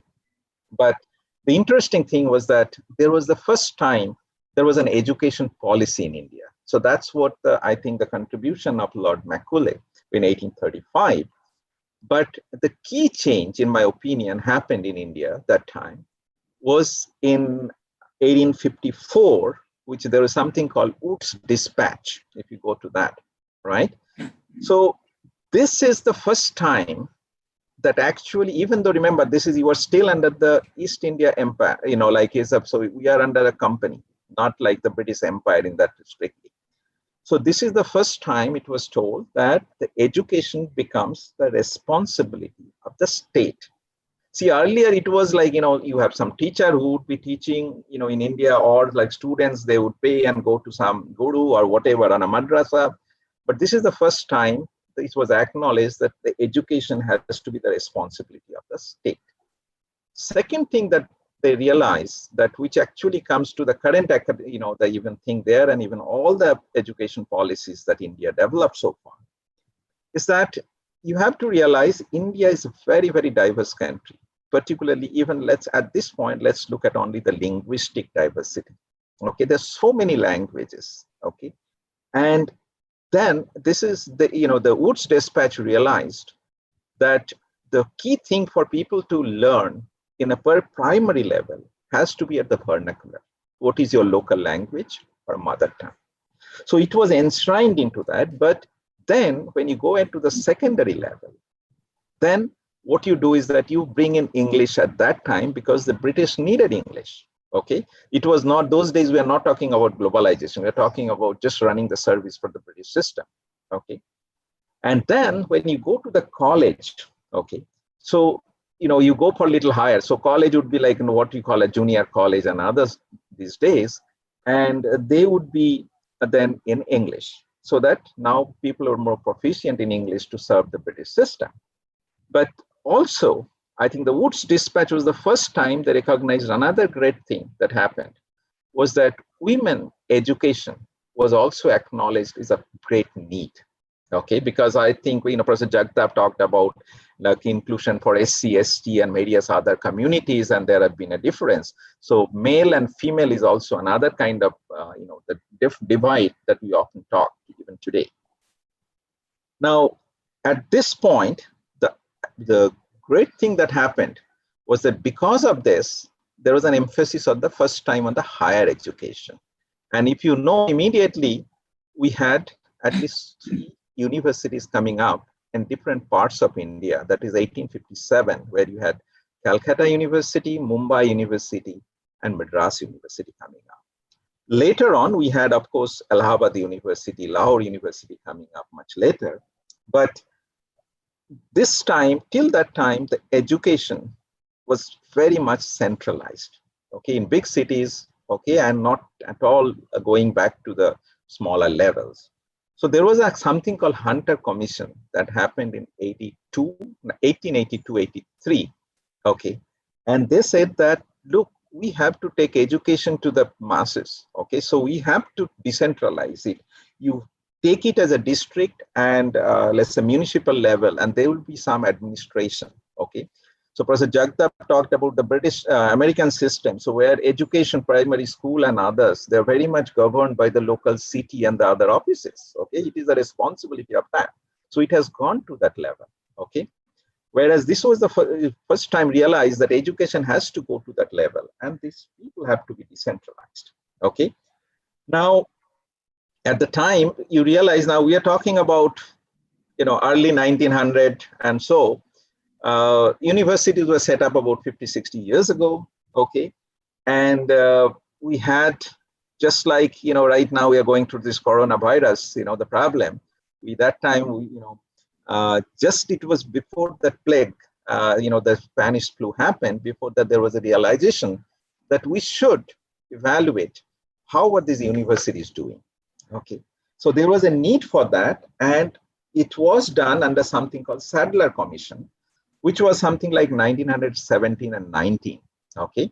And what they realized is that they actually streamlined the operation of the university system in India, whatever the number of universities. I don't think there were too many of them. And I think the latest by the time that happened was the University of Mysore, which was, I think, around 1914 or so, okay? Now, after that, there was not so much of education, policy or anything during the British time, but we have to wait till the freedom of independence of India. And then the first national education policy that happened was in 1968. And this actually, precursor to that was something called the Kothari Commission, which came up with a policy. And this got enshrined into by our government in 1968. Is the first NEP in those days, okay? And what they said is, the first thing is interesting, is that you must have compulsory school education for up to age of 14. Say, I think Professor Jagtap talked about gross enrollment ratio. We're talking about today in the higher education is around 25% or even less, whereas the lower level, it has gone up, but at those days it was very few. So they said that all of them have to actually do this, compulsory education up to age of 14. Now, another thing, Professor Jagtap said is something like a 6% of your GDP. Now, interestingly, this number figures in that particular NEP1, okay? So there also, we had this number coming up that we should spend 6% of GDP. So if you look at, so this is around 68. So we have 60 years now, almost, right? Or maybe a little less. Okay, 50, let's say take 52 years now. We have not come anywhere close to that, right? So we are still talking about less than 2% of our expenditure, GDP or something coming into the higher education. Okay, even though it has been told again that this is a number, magic number. I don't know what is the number. But where does it come from? That I'm sure they must have worked something on that. But this is the first time they said that there is a requirement, because remember, already the education comes under the purview of the state. It's a responsibility of the state, which was done under the Woods Dispatch. Okay. Then we had the second NEP, okay, which was I think around 1986. Okay, and there was a little bit of modification after that that happened in 1992. But let's talk about 1986. And this time, you realize that education that we always talk about has a pyramidal structure. You have a wide base of a pyramid where you have a school education, primary education. On the top of that, you have secondary education. Then you have a higher and then tertiary education, PhD, if you put it at the top of the pyramid. Okay. And the number comes down, gradually going down. So in the second NEP, excellent, I think, kind of an emphasis was given on the primary education. It was realized that, it has to be, it's one of the key things, because if you lose out early in your life, then even at a later stage, okay, you will not be able to catch up. So catch them young, teach them well, so that they go up in the value chain. Then also it was realized, I think, in the NEP2, is that we have a lot of people who have not gone through the education at all. Okay, so they are now at a higher level, and they need some kind of, even at a literacy level, we need to improve our banking system, our kind of judiciary, all of so many other things. So there was this emphasis on the adult education. Okay, so then you see that there were a lot of these open school and open colleges, national open universities, they came up under that particular kind of NEP. Now, so this is where I think we had the last NEP, then there was a long pause again, okay? And thankfully again, we have this, the Kasturi Rangan committee and their entire group that did a lot of work, and finally through the good offices of our education ministry as well as the PMO's office, we now have the NEP 3, okay? And it's really, quite an enlightening thing, is that it encompasses a lot of different aspects, okay, from values to actually what happens at the end of the pyramid. All of them have been quite well documented. It also talks about certain things which probably we as an engineer, we know, like when we build something, it's not that my own knowledge, I need somebody else to do, because it's finally you need an end-to-end system. So you need things to be interdisciplinary, or what is called the multidisciplinary. Okay, one engineer doesn't build a bridge. There you need so many of them. I think Professor Jagtav has been in the one of the core industry, nuclear industry, and one engineer doesn't do anything. You need so many hundreds of them. Okay, so they talk to each other. They decide like what is the common. So we help. I have to understand the perspective of another engineer, so that I can use their view into my design together. So this particular NEP has given a lot of emphasis on multidisciplinarity. And what has happened is that it'll be very interesting. If you look at the document and if you just simply do a word search for something like a multi, with your disciplinary, the word, okay, you will see that it appears 71 times. So this is the only number I'm going to give you. So that means even for a small document, which is a very concise, nicely written document, so it does put a lot of emphasis on the multidisciplinary aspects. So that means tomorrow's education should have that. Now, before I go into the nitty-gritty of this, more of this, this NEP 2020, so let's look at what are the issues that actually, that when you talk about education, see, we are in this education, delivery as well as the knowledge generation system.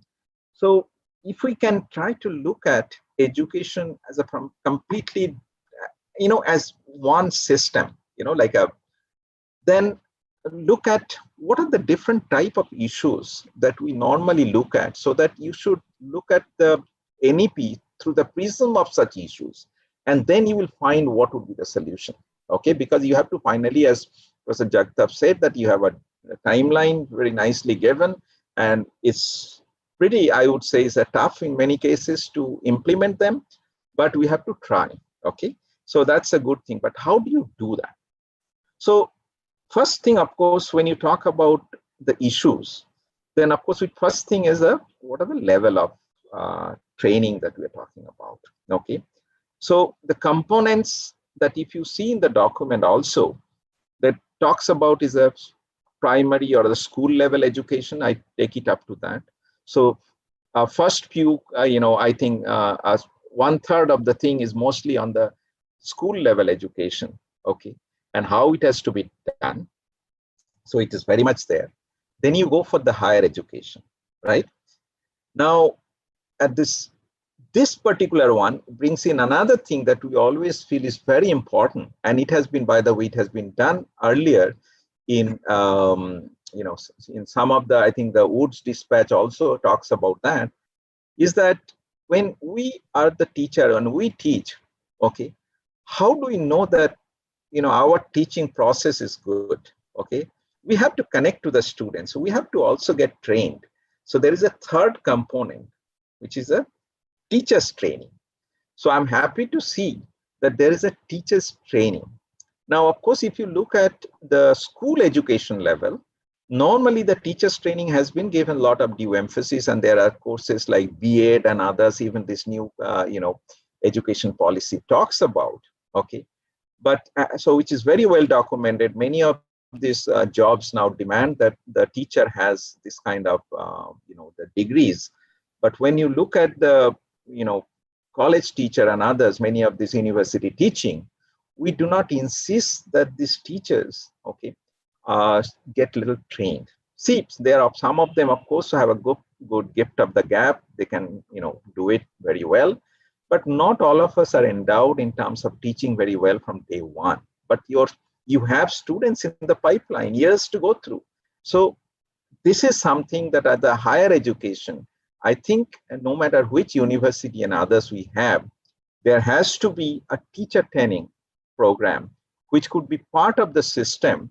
And there are, like, nowadays they talk about, like in the US system, I think they talk about learning come teaching center, teaching. So this kind of thing, even IIT Bombay, we have such a center to see that how to benefit our teachers also, okay, from this kind of giving them kind of an experience of what is good teaching. We arrange for such kind of thing. So as an university, you have to do that.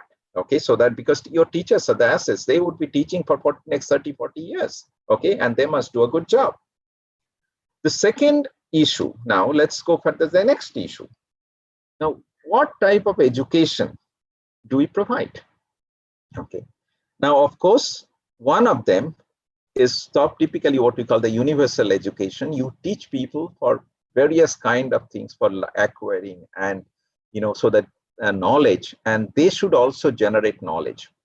So this is what is the common, the age-old way of doing this kind of education, that each person builds the knowledge base incrementally. It's an incremental process, but we should do it. But there are a lot of jobs to be done. And that actually doesn't need the creation of any new knowledge, but it needs acquiring and training. Okay, and this is what is normally we call the vocational education. Okay, now in India, I think it's been one of the weakest vocational training that we have. On the other hand, if you go to some countries, like for example, in US and others, many of the jobs, like supposing I have, I need a job plumbing or something, I cannot call somebody and say that you do it, because the person has to have a proper training from a training school, which would give them training on the plumbing. Similarly, it could be electrical or whatever. In Germany, they call it Beruf school.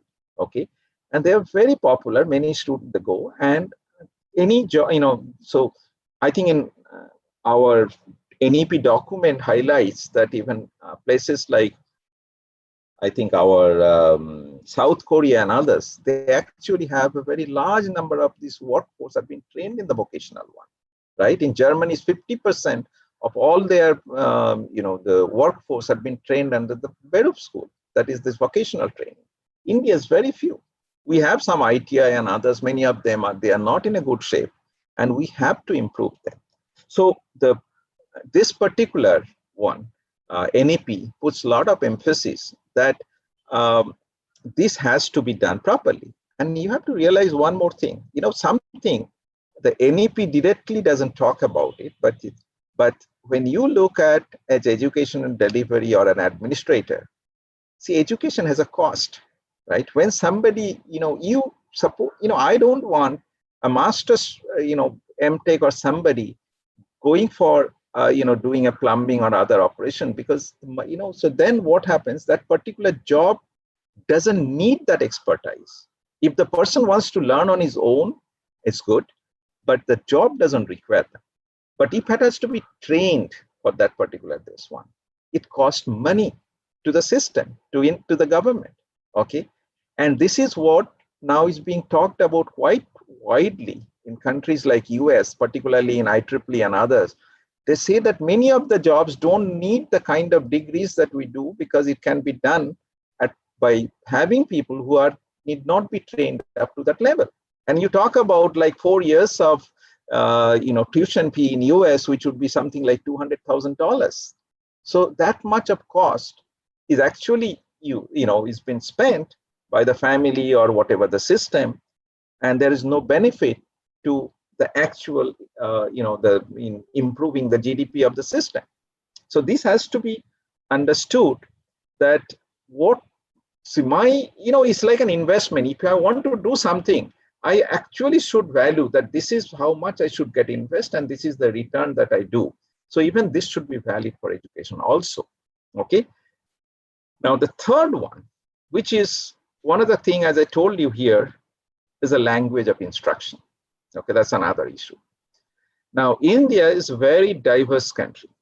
Okay, we have so many languages, we have so many other things. Okay, and it's not only that. Even if you look at Europe, then you look at what's happening in Europe, and most of them, the way this our population, a large number of populations that come from rural and peri-urban and other kind of places, and if you are suddenly allowed to think on something on a completely different language, which is not your native to you, okay, it's very difficult.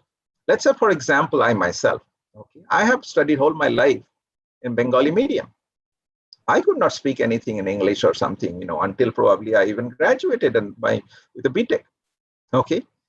Now the question that you see here is that even now, if you ask me to multiply, let's say something like 13 into 15 or something, I would be doing it in Bengali. I will not be doing it in English.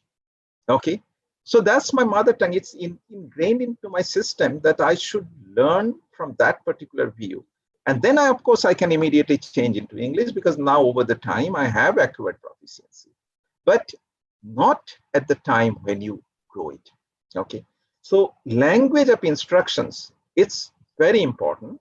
And the NEP suggests that, and also, as I told you earlier also, they said that the education first level should be done in your local language, your vernacular, your mother tongue. Okay. Of course, this time there will be some issues, because nowadays we talk about mobility of the people. Okay, let's say I'm in Maharashtra, but my mother tongue is not Marathi. Okay. Then I should have some other. Can we have a Bengali school here in Mumbai, in our IIT campus for my kids? No, of course, that's not feasible. So we have to realize, but there could be other language which can connect. So you need these languages where you need to, that's why you have these 3 language policies, where you see that you have, one is your mother tongue, then you some language that connects all of us through India, because there is a concept called India. We have to talk to, supposedly you have to talk to Professor Jagtap, and I should be able to talk in some language where, of course, here we are talking in English, but whereas not all of them may be proficient in English. So that's where languages like Hindi or some common languages are, required. And the third, of course, is that when you go for higher education, then, you have to have some global competitiveness and others, where I think the language becomes also, learning something becomes also very important, so that you can deliver at a higher level. Okay, so this is also very much required. Fourth one is something that Professor Jagtap has said, so I'll not put much on this, is the inclusivity of the education. See, education is something, we said like, ya vidya sab vimuktai. Okay, so what liberates you from the kind of things that you are already there, you have difficulties and you have to uplift. India has so much of difficulties and socially backward, your culture, race, so many even I think the last time we are talking about digital divide, but we have to take everybody there.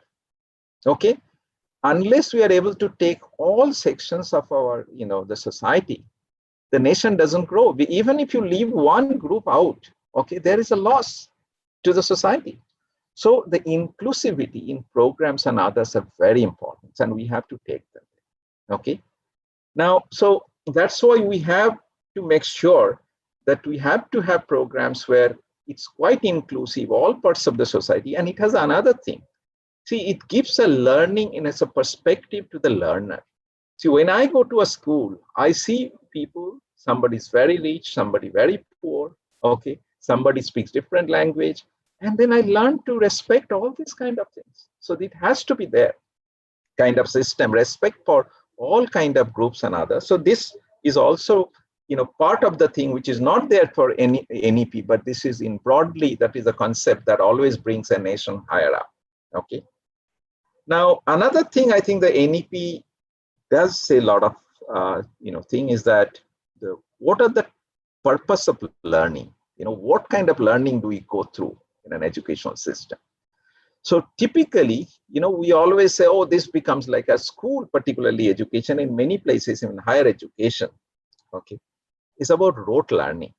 So you have to learn, you study something, you just memorize, and then you spill it out somewhere. And that's what it doesn't serve too much of purpose. So that's where this education policy is very, very, strict in terms of saying, well, let's get out of this rote learning kind of procedure that you have been following. And let's go for something which is learning has then two components there. One is a value-based learning. So that why we do it, because it has, as we learn, there has to be a value creation. Apart from a knowledge creation, there has to be a value creation in my mind so that I am respectful and as well as I understand the various issues that involves the value system. Okay, so the education should imbibe on that. So that sometimes it may be on the ethics, it could be general kind of the value system. It has to be inculcated in all of us. So it has to grow from early time, and definitely we cannot lose sight of that when we go into the higher education that we talk about. And then the third part of this learning is actually the key aspects which you always talk about is the knowledge acquisition and creation. So when I acquire first, in order to create knowledge, I should acquire first something, and then I build it up, right? So these are the things that actually, that this I already talked about it, that knowledge acquisition and the creation, and this actually all these higher education institutes, okay, they should actually help the students to think about it and do that. So that lot of these, nowadays we talk about IP creation, intellectual property and other. So they should come under this. So this has to be emphasized, right? Then comes, I think, because I am now an administrator, so Professor Jagtap talked about it, but I'll put it the other aspects on the educational administration. The NEP has put a lot of emphasis on this also, okay? Now, the first thing is that, if you remember, the administration and the school during the Woods and other dispatch, they decentralized it, okay? But somehow, I think because of this Sadler Commission and others, somehow the higher education becomes more centralized, okay, in the university system. And now we have universities like, I think your Ramanathan University must be having what, 2 lakh students or something like that, right? Or similarly, the University of Pune or something.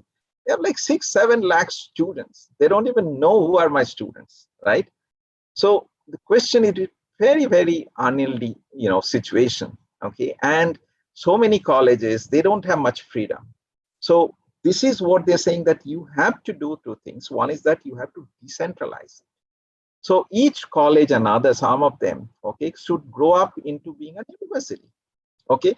See, if you look at most of the US and many other places, the college system was there even in Oxford, Cambridge, even now they have it. But they're very few. They're in the almost same city. They don't have it in other places, right? So if you look at, just go to some of them, so they would be in the Oxford areas, most of them. Okay. But if you look at Pune universities, look at what is the catchment area of the students for the Pune University or Mumbai University. We take students even from so many places, far away, from, let's say, Sindhudurg and others, right? So this one is suggesting that they become more autonomous. They probably would get into universities. And when you have a lot of them, you also need some kind of a standardization. So you need so many, so the reason it was done, because you have academic senate you have to understand that it was not done, that centralization without a purpose, because then there would be wise men in the senate, okay, who would decide what would be the curriculum, what would be the other, okay, what would be the frame of examination, what would be the level of your examination.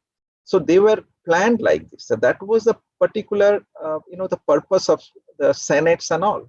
So now when you decentralized, now you have a lot of them, and then you have to go into this, each one of them, and say that they should provide a standard set of, the quality has to be maintained.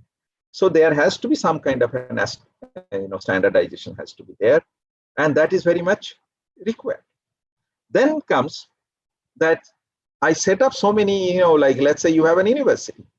What kind of freedom do you have as a vice chancellor? Okay, or as a dean? Okay, do you have the academic freedom? How much of autonomy do you have? How much of financial this thing do you have, right? So ideal case would be that when you are good, you should get the funding support, and there should be said, no, we don't get in. Now we'll evaluate you after 5 years or something and see how you are doing. Okay, you manage. Okay, of course there would be some procedure to be there, but you follow and maintain it. Okay, so there has to be a sanctity of the process. But this is the autonomy. How much autonomy we can actually bring it to us? Like, for example, thankfully, IIT system has a lot of academic autonomy. Okay, we can do a lot of academy, and we try to use it to the best of our benefit, and we try to see that this doesn't get abused, because then we'll be doomed. Okay, because the autonomy, and if you don't preserve it properly, then there is a danger. I think that's where some of us are not able to give it to the level where it is required. But in US and other places, this autonomy is given, I think, to many of them. And another thing which is very nice to see in this particular case in the administration is the flexibility.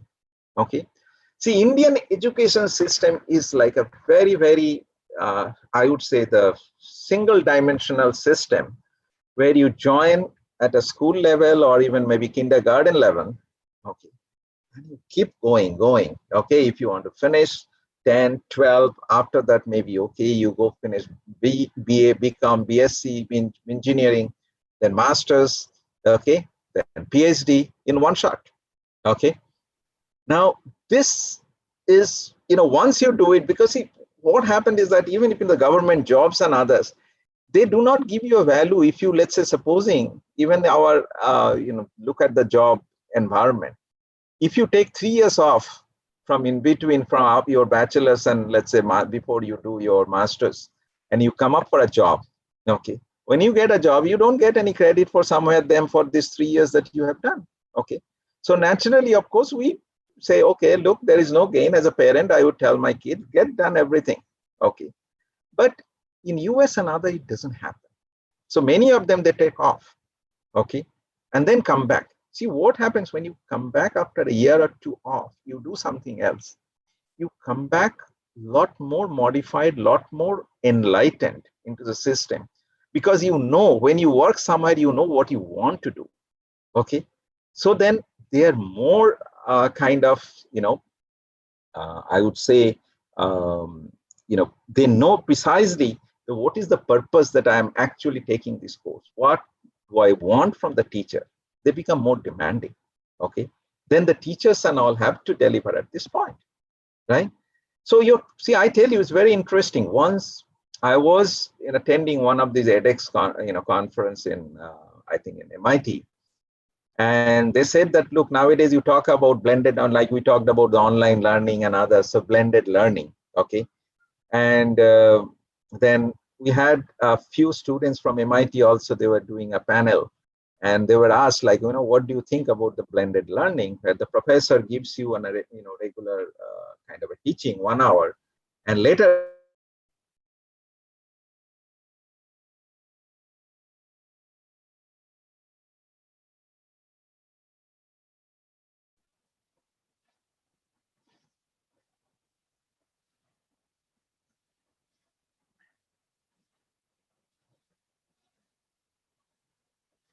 for my course, which was earlier for 3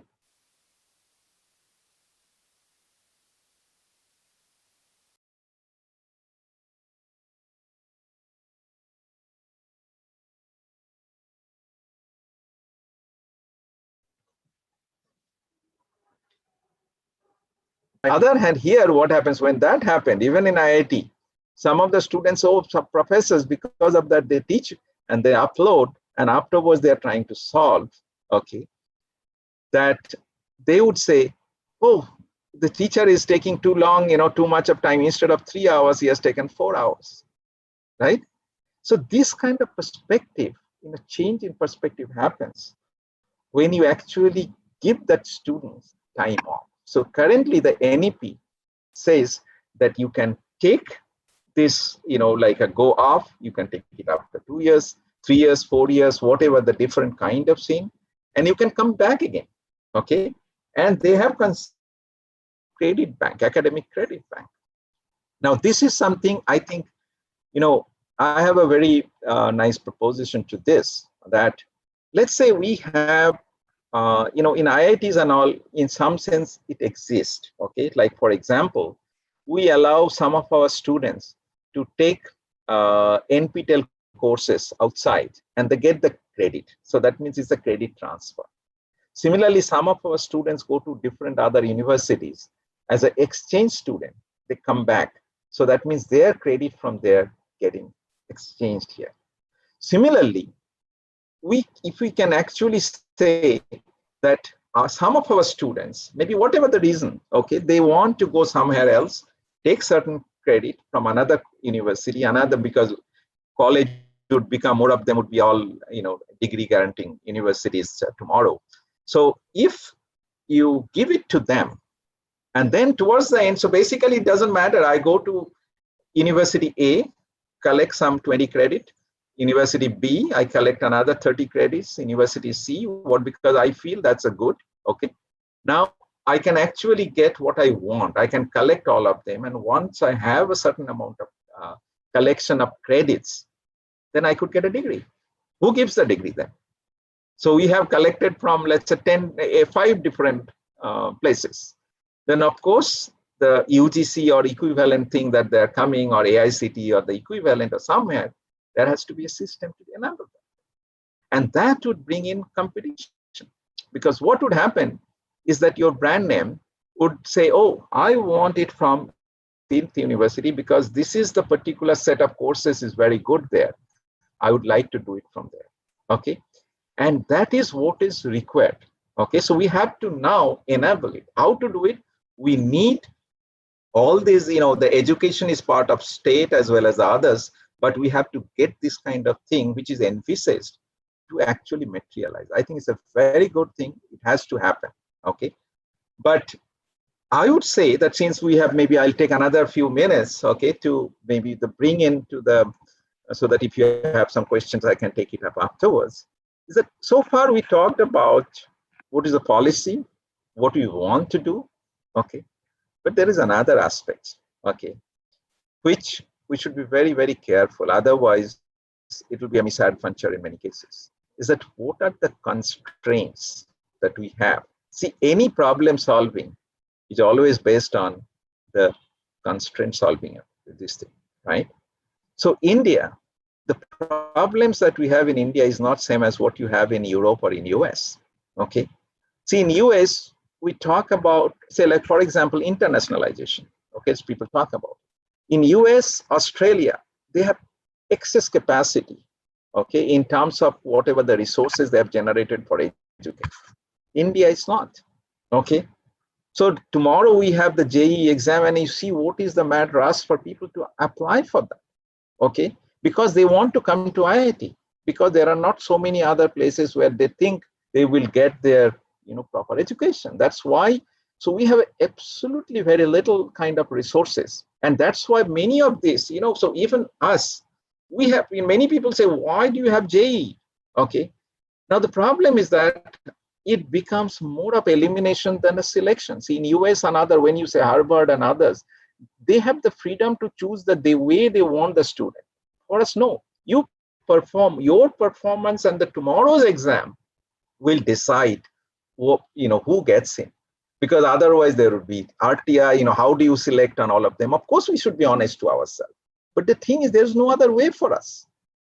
Okay. So that's why this kind of system, so we have now coaching and all this thing coming in because, because our resources are less. So we have less kind of educational opportunities, okay, money, okay. See, this particular case is that when you look at many of them in a village and others, they would say that my livelihood, particularly in the Corona time, is become, there has been a massive, kind of a letdown in terms of our economic growth. So there is a shrinking. And a lot of people, they say it like, if you look in a village, so you need food first, okay? First, you have to survive, then only the education comes. So the kids and all earlier also, if you look at this, very interesting, that we had this midday meal. And the reason for that was that at least the student can come here during this time and they could actually get the meal. They will have a decent meal. Malnourishment is taken care of. And because of that, they will also come to the school so we can improve our literacy, right? Now, the current NEP says that can we extend even to the breakfast level? So now you see that it is also included there, okay? Now, this is a way to get them into the system, okay? Of course, it solves several other things, or malnourishment and a few other things, but,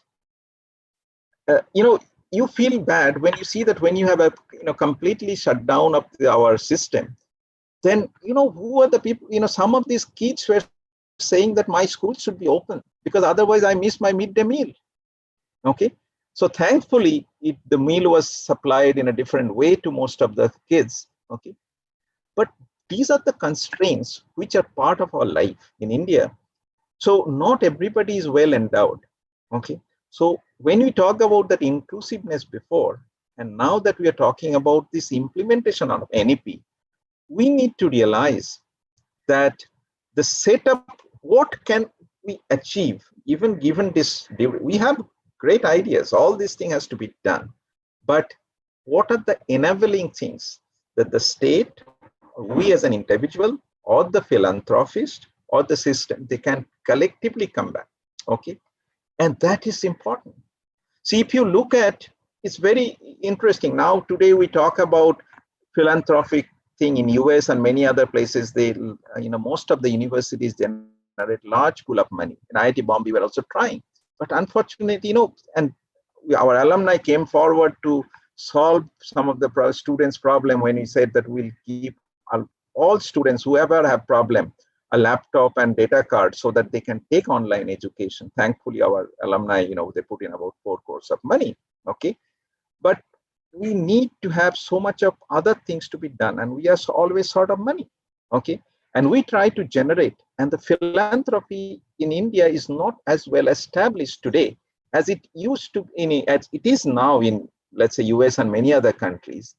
But it was very much there when you go back to your native place, or in other places. There are, even in Mumbai University, Calcutta University, you talk about so many chairs and others established. Darbhavanga building in Calcutta is one of the landmark of Calcutta University. Who built that one? It's basically The king of Darbhanga, they gave the money. Similarly, there are many other places. If you look at here, Palit's here, you know, these are so many Premnath, writer scholar. Okay, this is one of the most respected things. So they were all the philanthropists those days. They actually supported. And nowadays we need to. That's why Professor Jagtap said that there is a need for it, because some people have a lot more money, and it should come back. And then the whole system, together as an India, as an educational system, I think we'll see the benefit if that happens. So I'll stop here because I think I spoke for about this thing. I'll be happy to take a couple of questions if you have, if you have time. Okay. Thank you, sir. So I request Chancellor Govt sir to. You are muted, Professor Vosley. Participants, there are questions from the participants, just those who. Yes. Sir, there are some questions both in Zoom as well as YouTube live also. Many people are watching from YouTube. So let me read out those questions. Some students are only good at practicals. Will it really helpful to them so that they won't be dropped out? Sorry, you are not very audible. Can you please be, maybe come close to the microphone? Yes, there is some small. Let me share that screen questions so that.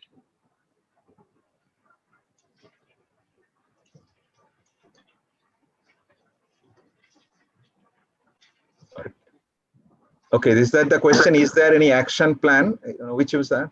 1 second. Here. This is what some students, this question. Okay, some students are only good at practicals. Will it really helpful to them so that they won't drop out? See, if you look at practicals, that means you are good in creating something, okay, or experimenting on certain things. So one of them would be very good is that if you look at the vocational training, because see, finally at the end of the education also, like I think Professor Jagtap said earlier, the liberal school, at the same time they said at the end of it, they're looking at a job, which is actually true, because at the end of it, it should provide some form of livelihood.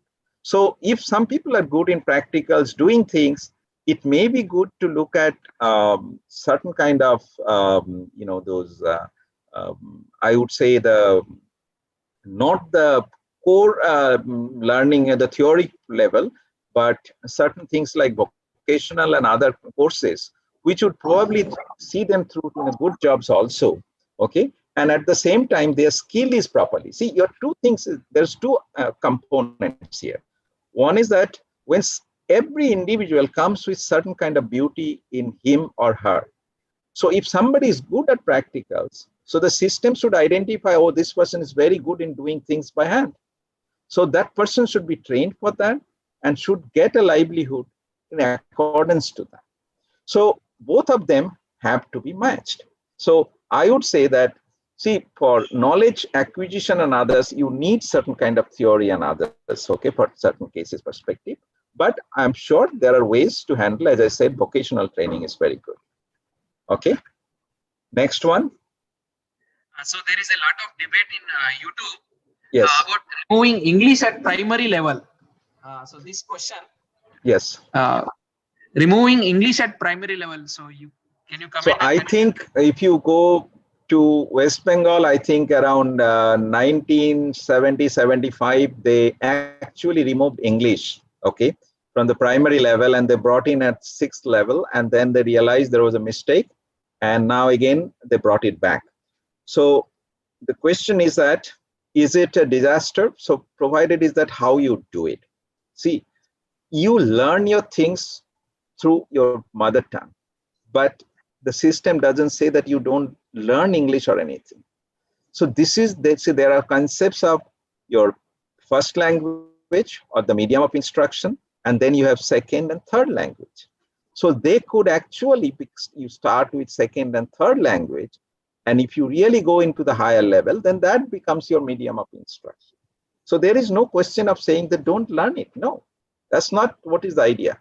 Idea is that your emphasis, your learning instruction should be in this one, wherever it is possible, so that you don't lose out many students because they are not. So, some of you grew up in an English, speaking, or those who are very comfortable at family, but not all these people. So everybody should get an opportunity. That's all. Is that okay? Yes. Next. So there is one question about, you talked about state responsibility towards education, taking rural parts. So what is the current situation? So it is, if you look at, so here, when I said the state responsibility, I'm talking about the before the independence that when you talk about. So they are the state. See, right now, today we talk about state and the center. So I am not distinguishing between them because education is in the joint list of both state and the center. Okay. But here it says that it is the responsibility of the administration of the country, because see, it tells you that this, the manpower that you have, okay, all these people, the question is that how do you view them? Is it a liability or is it a resource? See, earlier time, if you notice, our Ministry of Education before this was known as Ministry of Human Resource Development. So human is taken as a resource, right? So resource has to be cured and it has to be brought to the level so that they can start delivering. Okay. So this is where the education, that's why it says, is a responsibility of the state. But it doesn't mean that there cannot be any private and others should coming in. Even let's say, supposing in places like in US, Europe, majority of the education up to high school and all, they are by state. But there are still a few private schools which are, of course, very expensive, even there also.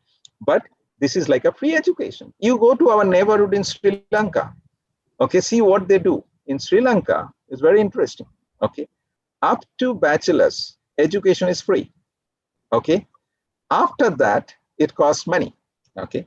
So if you go master's or PhD, actually it costs. In India, of course, for many of us PhD and other, we try to give them funding and others. So in US and many other, even Europe also. So I'm not saying they're correct, but they have recognized that in our neighbor. So that's a good idea. So that finally so recognition of the fact that our people are actually a resource and they should be made ready for giving the best for the benefit of the country. That's all. Okay. Yes. There is a one question for Professor Jagtap sir. Okay. Yes. So they have asked at the time, accreditation will be institution based or program based? So Professor Jagtap, this question for you. The accreditation is given to an institute, not program. And many people having in technical for NBA, this accreditation is given for the program. Program, yes. So her question is whether it should be given for the program or for the institution.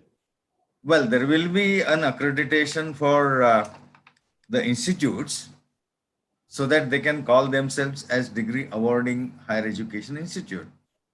But Professor Chowdhury would have more idea on this. No, I think I would simply add, see, look at this. These are actually connected items.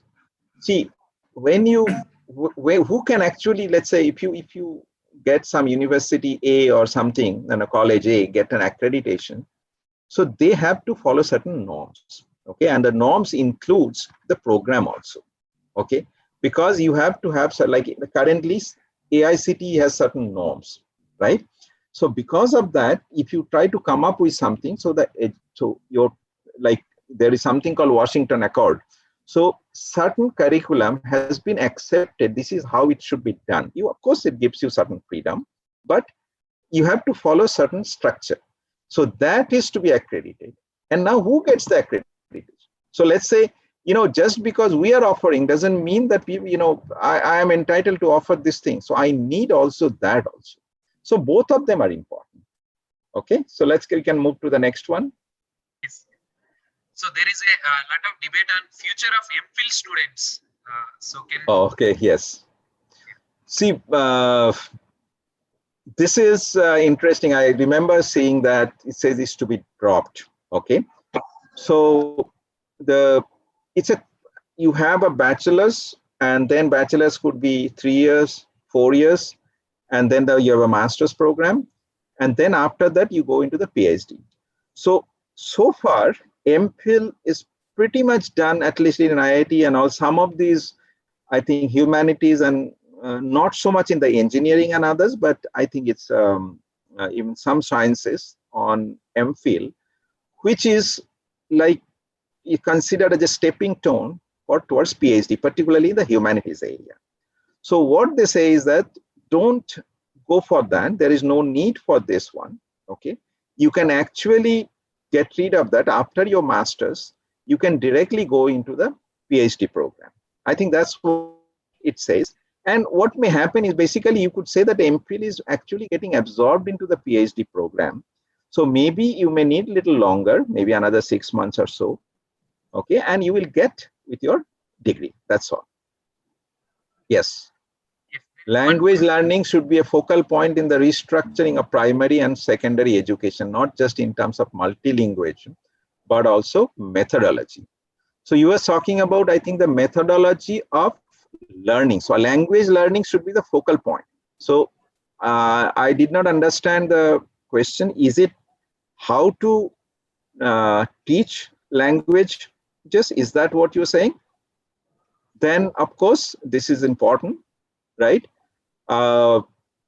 Language, so there are proper ways of imparting training in languages. If my understanding is correct, if that's what the question is, then you need to teach proper ways. Let's say Sanskrit learning or English learning. I have seen many of them. You speak everything in Hindi and others, okay?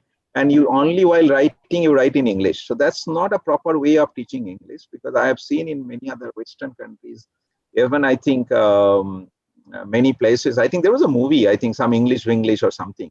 If you see that somebody who doesn't know anything English, you go to an English speaking school, so they would force you to speak, they would force you to write, okay?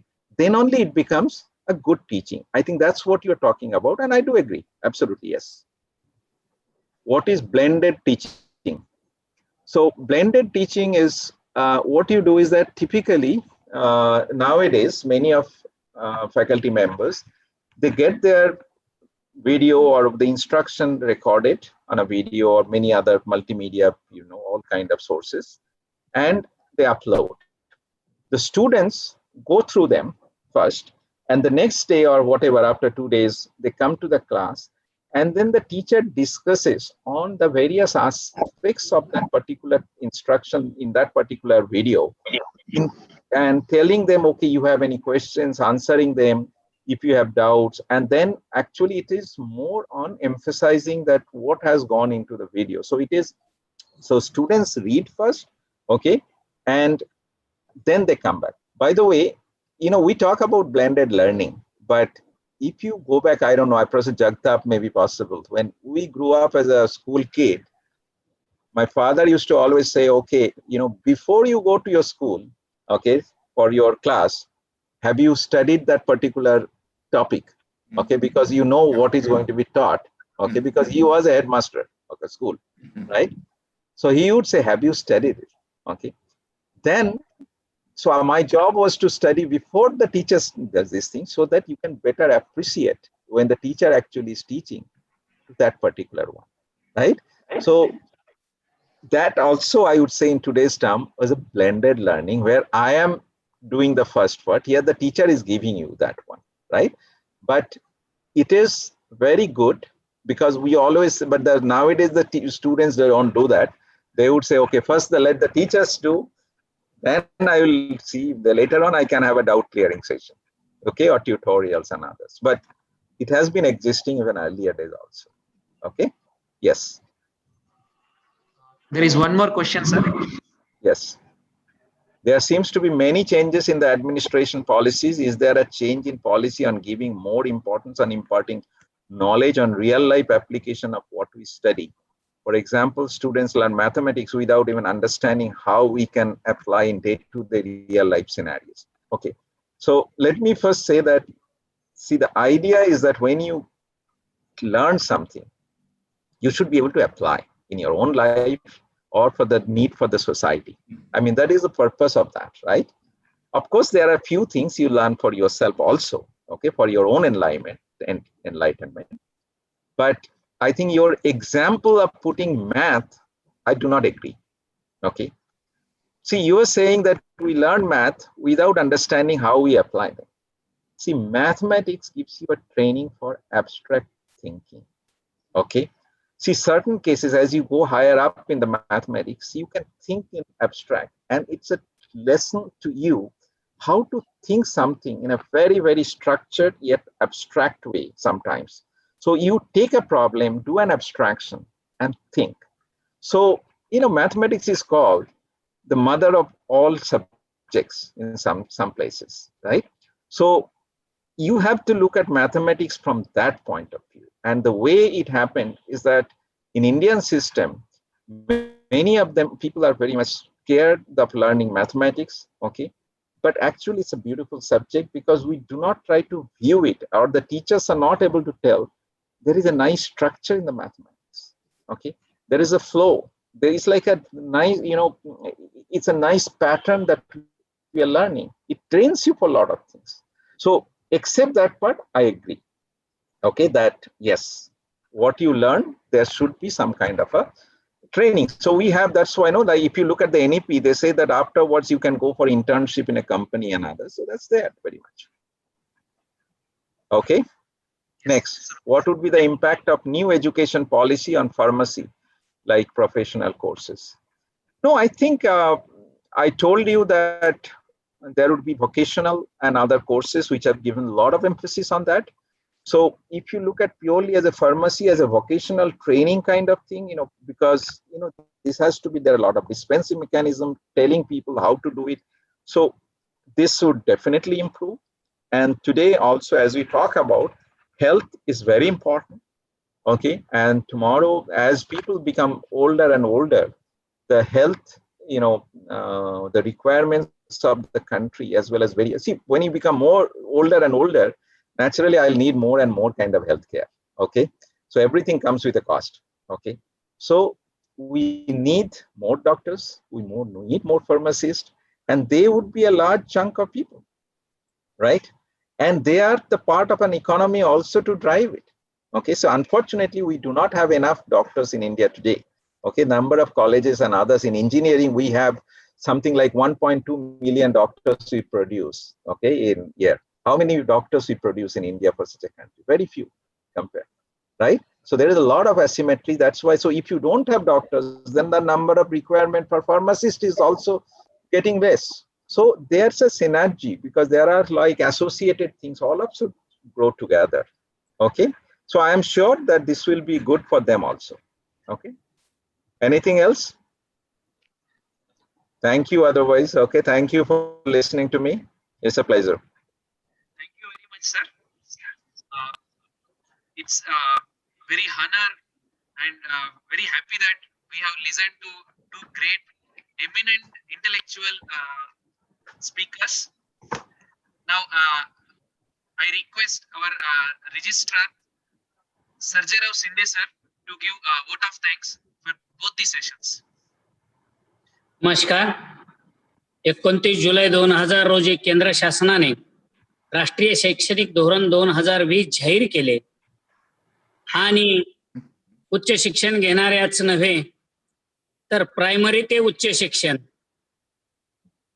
अशा सर्वच विद्यार्थी, शिक्षक, पालक यांच्या मनामध्ये या उच्च शिक्षण कसे असेल हे नवीन शैक्षणिक धोरणामध्ये शिक्षणाची पद्धती काय असेल हे जाणून घेण्याची एक उत्सुकता विद्यार्थी, शिक्षक आणि पालक या वर्गामध्ये आहे.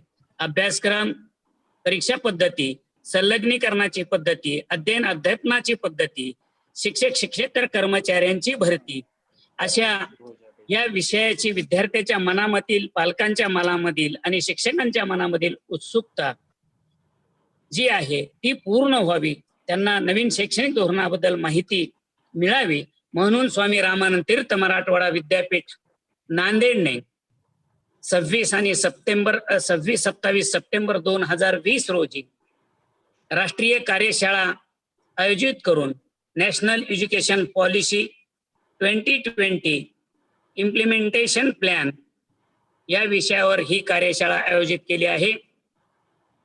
या कार्यशाळेचे चीफ पेट्रॉन आपल्या विद्यापीठाचे सन्माननीय कुलगुरू महोदय डॉक्टर उद्धव भोसले सर,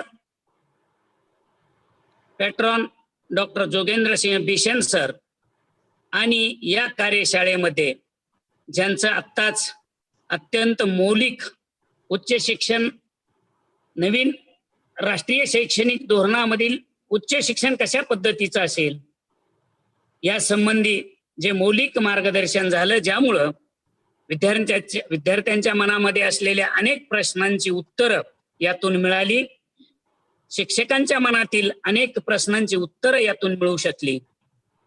ते मार्गदर्शक resource person doctor BN Jagtap sir आणि डॉक्टर शुभांशिष चौधरी सर यांचे मी विद्यापीठाच्या वतीने आभार मानतो.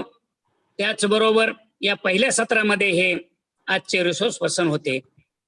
पुढील सत्रामध्येही आपल्याला उच्च शिक्षणाबद्दल अत्यंत मौलिक मार्गदर्शन डॉक्टर रघुनाथ शेगावकर आणि डॉक्टर पंडित विद्यासागर सर यांचं लाभणार आहे.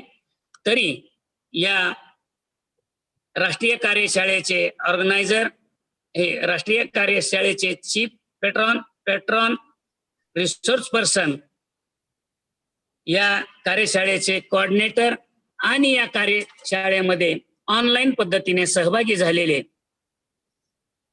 विद्यार्थी, शिक्षक, प्राचार्य, प्राध्यापक आणि शिक्षण क्षेत्रातील इतर मान्यवर या